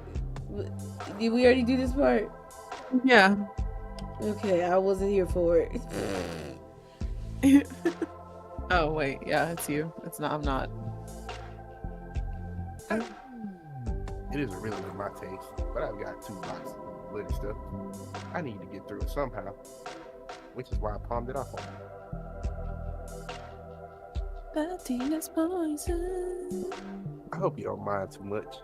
Why he got 2 boxes of it? 'Cause that tea is poison. Yo. Ethel shook her head mutely. She didn't mind, really, though she did think it's sad, in a way, that this tea was yet another memento of Mr. Brown's recently deceased wife that he murdered Oh my God. to death with his bare hands. A good portion of the house, in fact, seemed dedicated to the dearly departed, murdered Evie. The china ornaments on the shelves had all been hers too. That and the floral curtains and the overstuffed cushions with the cross-stitch patterns. The dead woman's influence had seeped into every nook and cranny of the house, from the tea bags which proliferated the kitchen cupboards to Sparky's mere presence.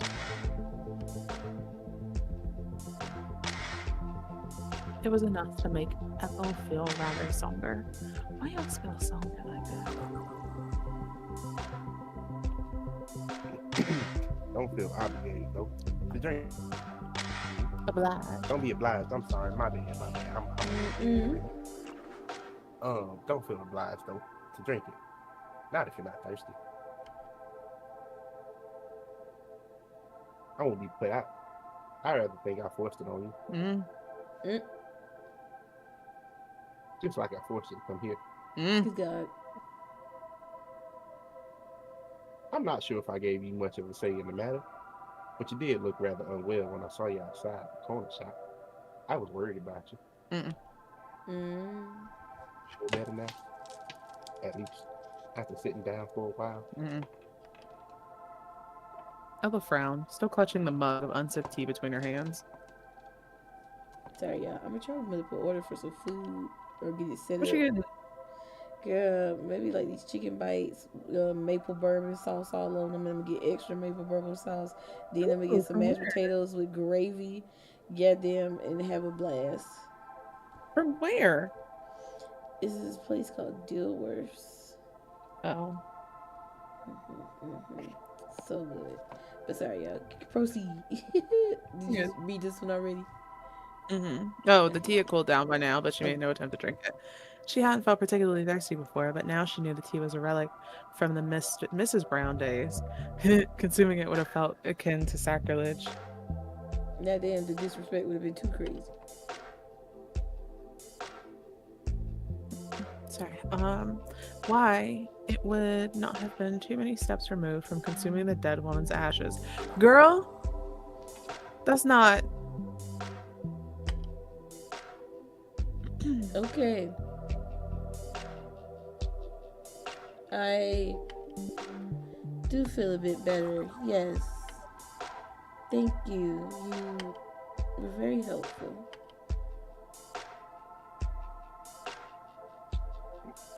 I don't know if I'm very helpful, really. But I do my best. I can't leave people when they're in a bad state. I suppose even if it does make a hit, it never thinks about it.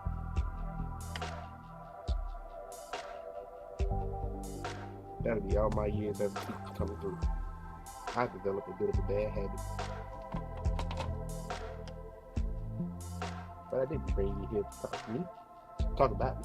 Brought you here to murder you. My goodness, my goodness. Yeah. Let me talk about it. Okay. You're so sweet. What he say? You said you feeling good? You feeling warm? You feeling sleepy? Got there. Oh my goodness. You mean Now comfortable? that was the... No, he meant drugged. Lord. Now that was the question. How was she, really?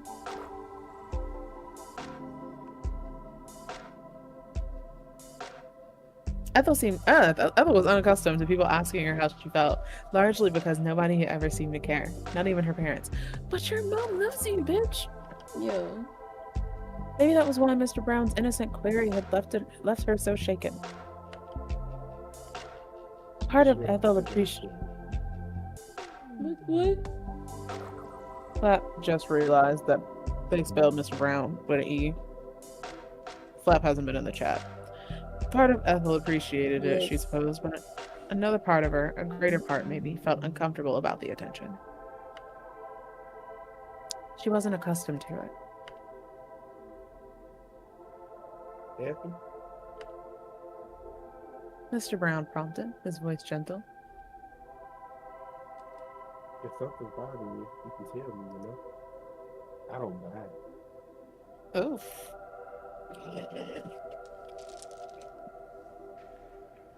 I might have been your teacher once. That was a long time ago. I'm not gonna start doling out attentions. Not that I ever gave attention back in 9th grade primary. I'm not a strong believer in their effectiveness. Just he's not been looking at all.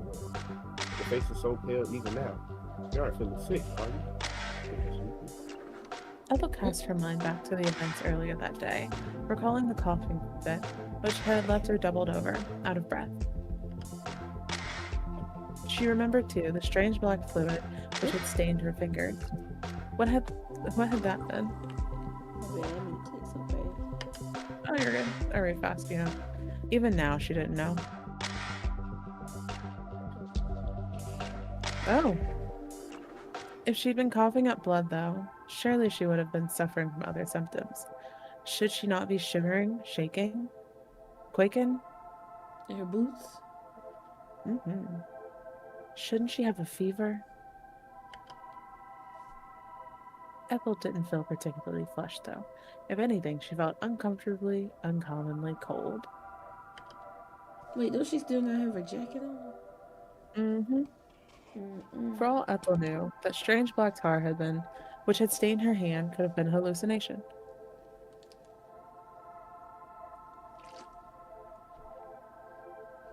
She had been very tired lately. She had been worrying too much about her thesis, and then there was the girl at the church.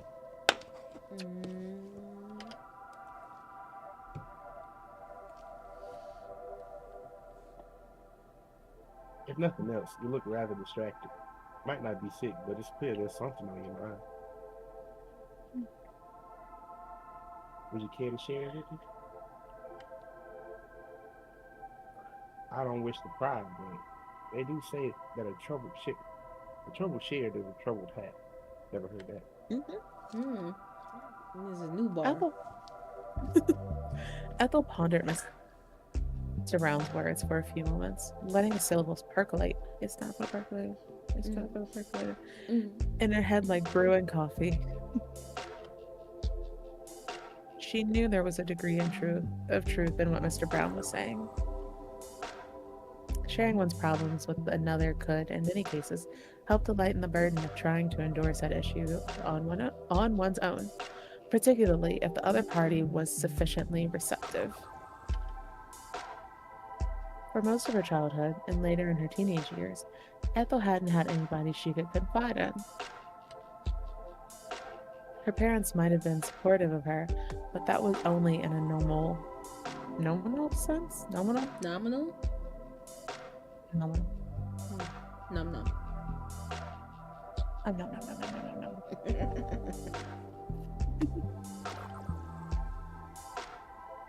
Lauren and Jude. Pardon me. Lauren and Jude were really there for her, and they'd done their due diligence as parents, but they never really understood her. They simply hadn't had enough in common. Ethel had been incapable of turning her to her family for advice, and neither had she possessed any friends whom she could confide in. Didn't she like not have friends because she threw up at a party? Wait, did Like, that wasn't that the happen? thing? Yeah, like Oh, she yeah. threw up and everyone was like, ew. Right, because she threw up after somebody else threw up, and they were like, girl. Like, ooh, no, sympathetic vomiter, ew. Yo, crazy. What is this?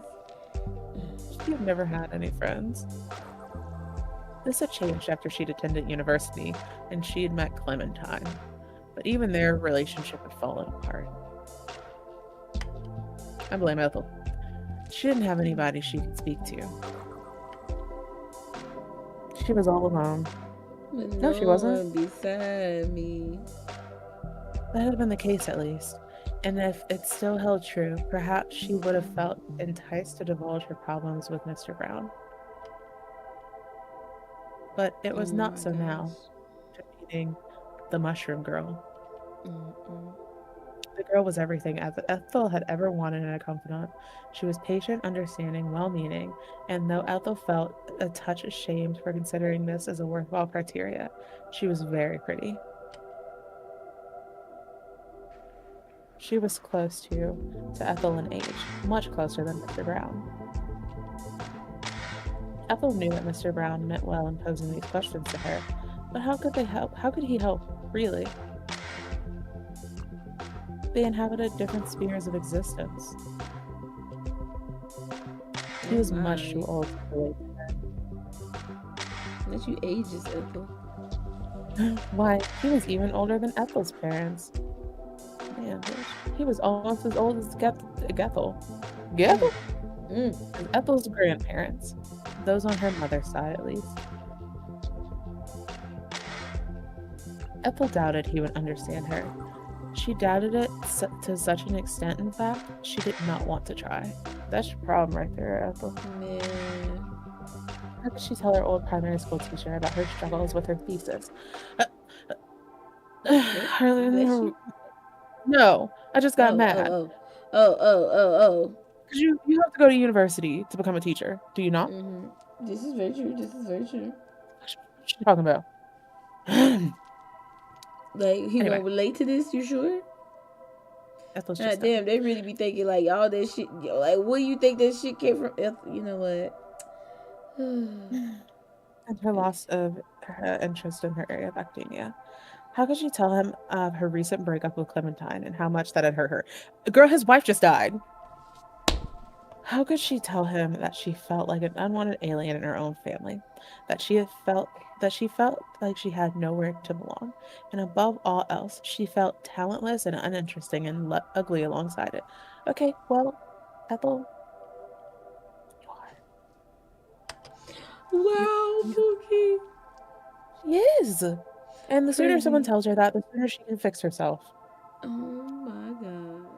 Cold How could she tell him about the girl whom she had known for only a couple of days, and how could she tell him about how much she wanted her? Slut. How could she tell him how much she would miss her? She couldn't. It was impossible.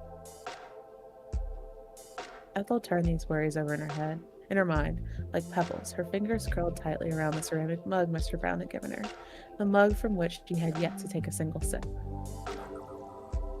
It was nice that Mr. Brown cared so much, but he didn't care in the right way. He didn't care the way that Ethel wanted him to care. Oh my God. Ethel had nothing to say to him. There was nothing he could do for her. She forced herself to smile, though she knew it couldn't have looked very convincing as she said, Thank you for being so concerned. But I'm alright. Really. There's nothing wrong with me. There's no war in Bossing, say. No, there's no war in Bossing, say. This little girl, what?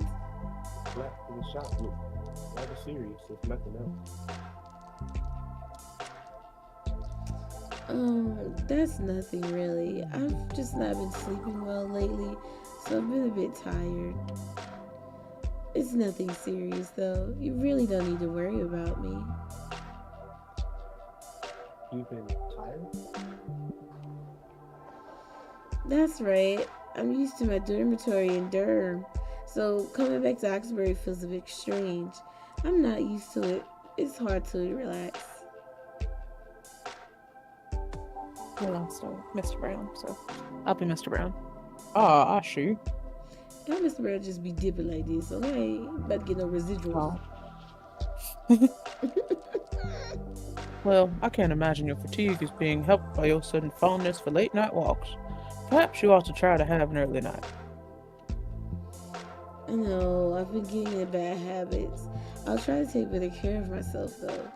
Thank you for checking on me, and thank you really for the tea. It's delicious. Where's Ethel hadn't his taken man's face? Sorry, lying Pookie, to sorry. his face. To his Like face! Ugh. Ethel hadn't taken a single sip of her tea. At this point, she was certain it must have been stone cold. Steve Austin. Mr. Brown must have noticed this. He'd been looking at Ethel too intently not to call her bluff, but once again, he didn't comment on it. Instead, he smiled, then said, It's no trouble at all. You'd be doing me a favor, actually, if you drank that up, but your pot worked. Ethel felt a twinge of guilt in the face of Mr. Brown's reply, which was so very good-natured. Her guilt was a brief, fleeting thing, however, which didn't last. Why should she worry about lying to Mr. Brown? It wasn't like she owed him anything. Ethel, you're a bitch. He had been nice to her, but his niceness had come in the form of a cup of tea she couldn't drink and a conversation she hadn't wanted to engage in. Ethel couldn't relate to him, and neither did she want to. Jesus Christ. Ethel had been 9 years old the last time they'd spent any real time with one another. She had worn chunky butterfly clips in her hair back then, and she had drawn horses in her copybooks, and she'd collected scented pens and stickers. She sounded super slay back then. Why is she so boring now? She wasn't the same girl she had once been. Mr. Brown didn't know a thing about her, or what she wanted, or how lonely she had been. What just happened? What you mean? Oh, I guess Oh shit. we'll have hop on the thing so we could read Mr. Brown's lines. Okay. But like you gotta mute the stream or something. I thought I heard a duplication for a second. And Ethel hoped it would stay that way. When there are Mr. Brown lines, I'm going to mute my mic so he can speak. Okay, bet. Alright. Oh. Oh. Never mind, fuck. It She got the took fuck Ethel up out of there. She said bye. Right. It took Ethel only a few minutes to return home, a fact for which she was grateful. Do you wanna take over, Pookie? Okay, I can. Okay, thank you. No problem. While growing up, she had found Oxbury's diminutive size to be a negative. The village was so small, it had been stifling. Well, now it's too small, but she don't like to be perceived like that anyway, so never mind.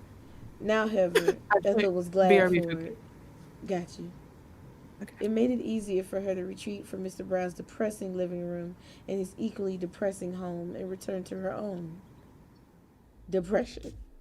Ethel's home wasn't much better than Mr. Brown's. Ethel found it only marginally less miserable, but at least it wasn't so aggressively brown.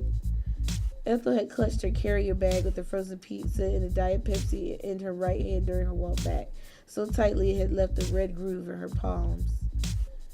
Her palms ached, and putting her food away in the freezer made her arms ache too. It wasn't until half an hour later that she set about making food, and once she had, she found she didn't much want it. The tomato base of the pizza was almost luridly red, and the cheese on top of it looked like pus. Damn. Ethel hadn't been very hungry before she set out, and what little appetite she might have possessed had disappeared altogether. How could she think of food at a time like this when she'd soon be seeing the girl? She was much, much more important than trivial earthly affairs like eating. Ethel ate as much of the pizza as she could, which wasn't very much, and tipped the leftovers in the bin. If Lauren had been there, she would have tutted about the waste, but she wasn't there. She was in Australia with her father and 2 brothers. Ethel was on her own. Ethel whiled away the rest of the evening and much of the night as best she could. She watched more Supernatural in the living room, but she wasn't paying attention to the exploits of the Winchester brothers. They couldn't hold her attention.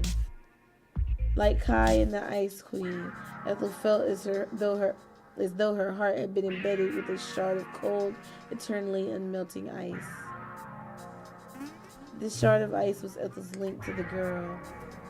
So long as it remained true, Ethel would never forget her. She didn't want to. When Ethel fancied enough time had passed, she finally stood. She stretched. Then, her heart all aflutter with trepidation, she set off. She thought about retrieving her anorak as she stood by the front. Her who? What is it? Hello? What is an anorak? Somebody. As she stood by the front. Oh, hey, Pookie. What is an anorak? I'm gonna Google it. Is it an umbrella? If that's... It's a jacket. It's a jacket. Okay. Yeah. It's a hooded pullover jacket. Okay. Alright. Let me get back to it. Thank you so much. No problem. She thought about retrieving her anorak as she stood by the front door, just in case it rained. The sky did look overcast, the moon obscured by with clouds. Ethel didn't want to be caught up in yet another downpour. She dithered. But she eventually decided against wearing the anorak. It was big, bulky thing made of polyester, and it crackled when she walked like some sort of giant sweet wrapper. Oh my goodness. It wasn't very fashionable either. It was an unflattering, almost militaristic,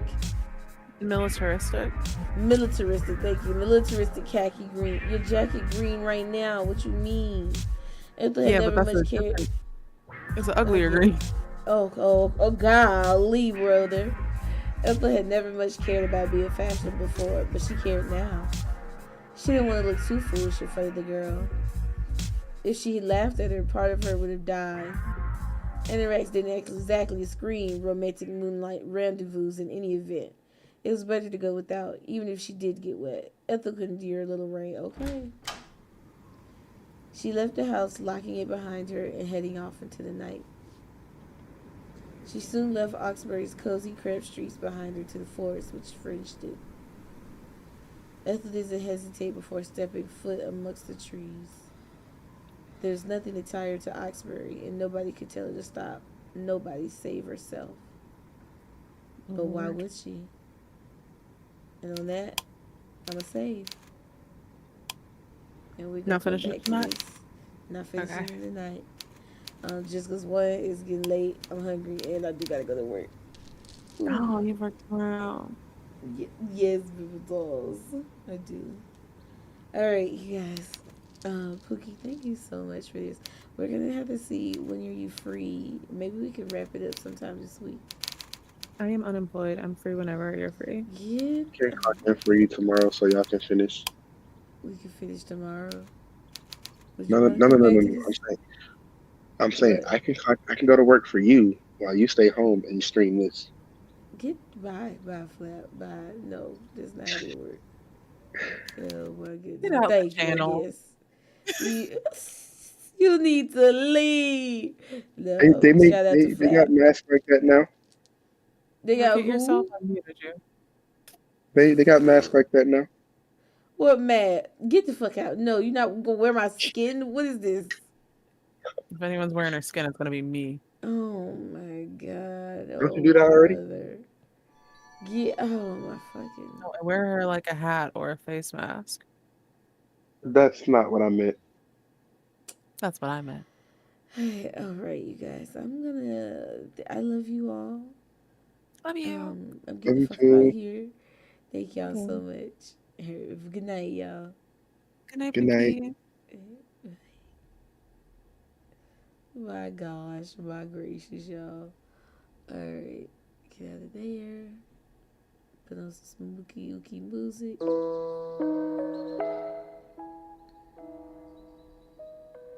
Alright, y'all. This has been so great. I'm over here fighting with, of course, this sound thingy. I wish there's a way I could click and it would just automatically snap between the two settings I have. Maybe there is. I'll invest in that. And we'll investigate. Let me pull out my notes app. I'm doing it right now.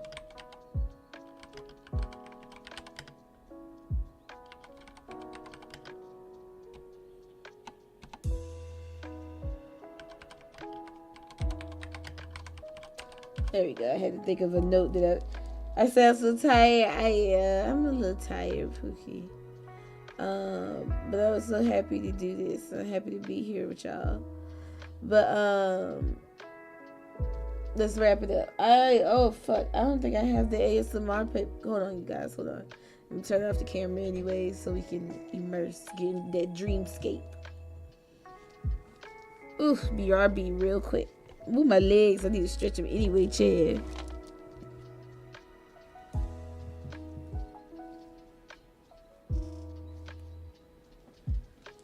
Ooh. Ooh. Baby steps, baby steps. Ugh.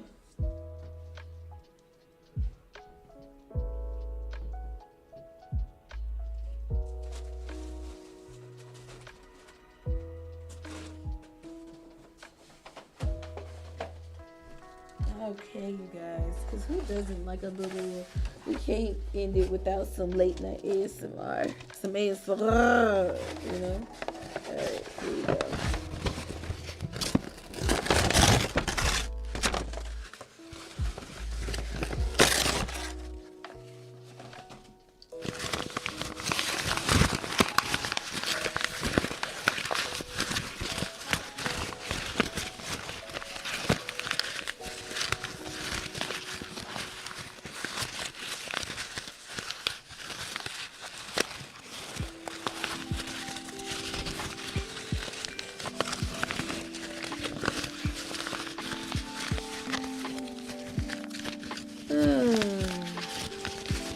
Alright.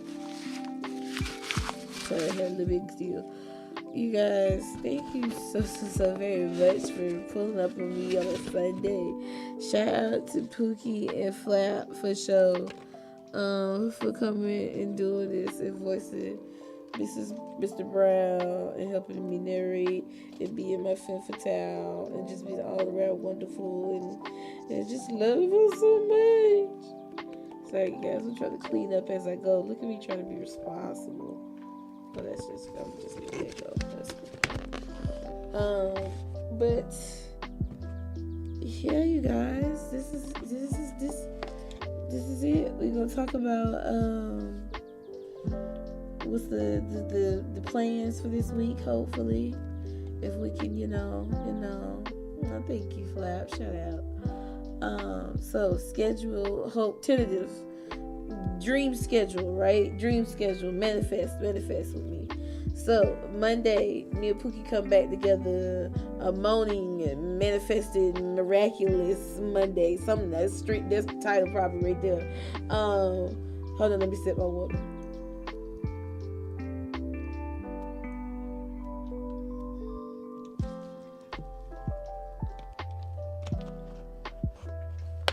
Oh my goodness. But so hopefully, me and Pookie, actually that'll work perfectly. If Pookie, if you're down, if you're here, if you wouldn't mind coming back, because I feel like I feel like if I'm obligated to my Pookie, like I'm more motivated to lock it in. You know what I'm saying? Like, there's my baby. Of course, I want to pull back up. Not the hour for my Pookie. But if she's down, then that'll definitely lock me in for Monday, because I ain't gonna let my baby down. So we can do Monday and we can finish off her Love Like Poison. I really thought we only had a little bit going, but apparently Ethel got more to say, honey. But I think we might actually wrap it up this next stream. So we'll see. So Monday, me and Pookie, her Love Like Poison, we wrap it at good gosh, I'm sick and tired of you, but can promise it, like that type vibe. You said Ethel, let's guard. Yes. Okay, so Monday, me and Pookie, we gonna do our her Love Like Poison. Keep that going. Tuesday, I don't even know, but I'm gonna do something Tuesday. We gotta do something. I think Tuesday is the day that I'm gonna use to celebrate. Well, we gotta celebrate all week, I guess. It's like a celebration / bon voyage, see you later type vibe. You know what I'm saying? I love this whatchamacallits right here with the but Tuesday, yeah, we're gonna do something. I think maybe I'm gonna do the chip beef and maybe something spooky Tuesday. Maybe we'll see. And then nothing Wednesday, of course, because your girl gotta put in them hours. Thursday, I think we're gonna do another like solo type me and y'all stream. We'll see how I feel, of course. And then Batman, I think I want to do Batman for Thursday. I feel like it gotta be a batter day, Batters Day. I don't know, you know what I'm talking about.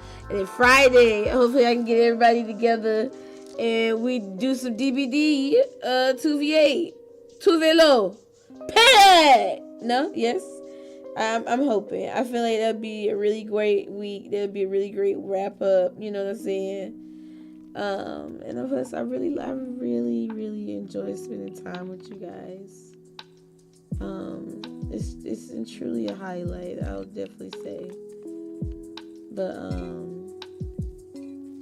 yeah. So that's the tentative schedule, okay, you guys? Sorry, I'm also trying to order some of my food, so I won't be eating so crazy late. But one thing that can also make my heart feel so full and so wonderful as you all do is if you just go forth in your life and in the world and just do this thing for me. Just do this little thing, okay? I don't ask for much, I'm a simple girl. Don't let nobody fuck with you. Cause what? You're a precious, delicate flower. And as we all should, talk to me nice. Wow! I'm over here. What I just say? Talk to me nice. Without further ado, say to you, don't let TT fuck with y'all. Y'all have a wonderful night. I love you. Bye.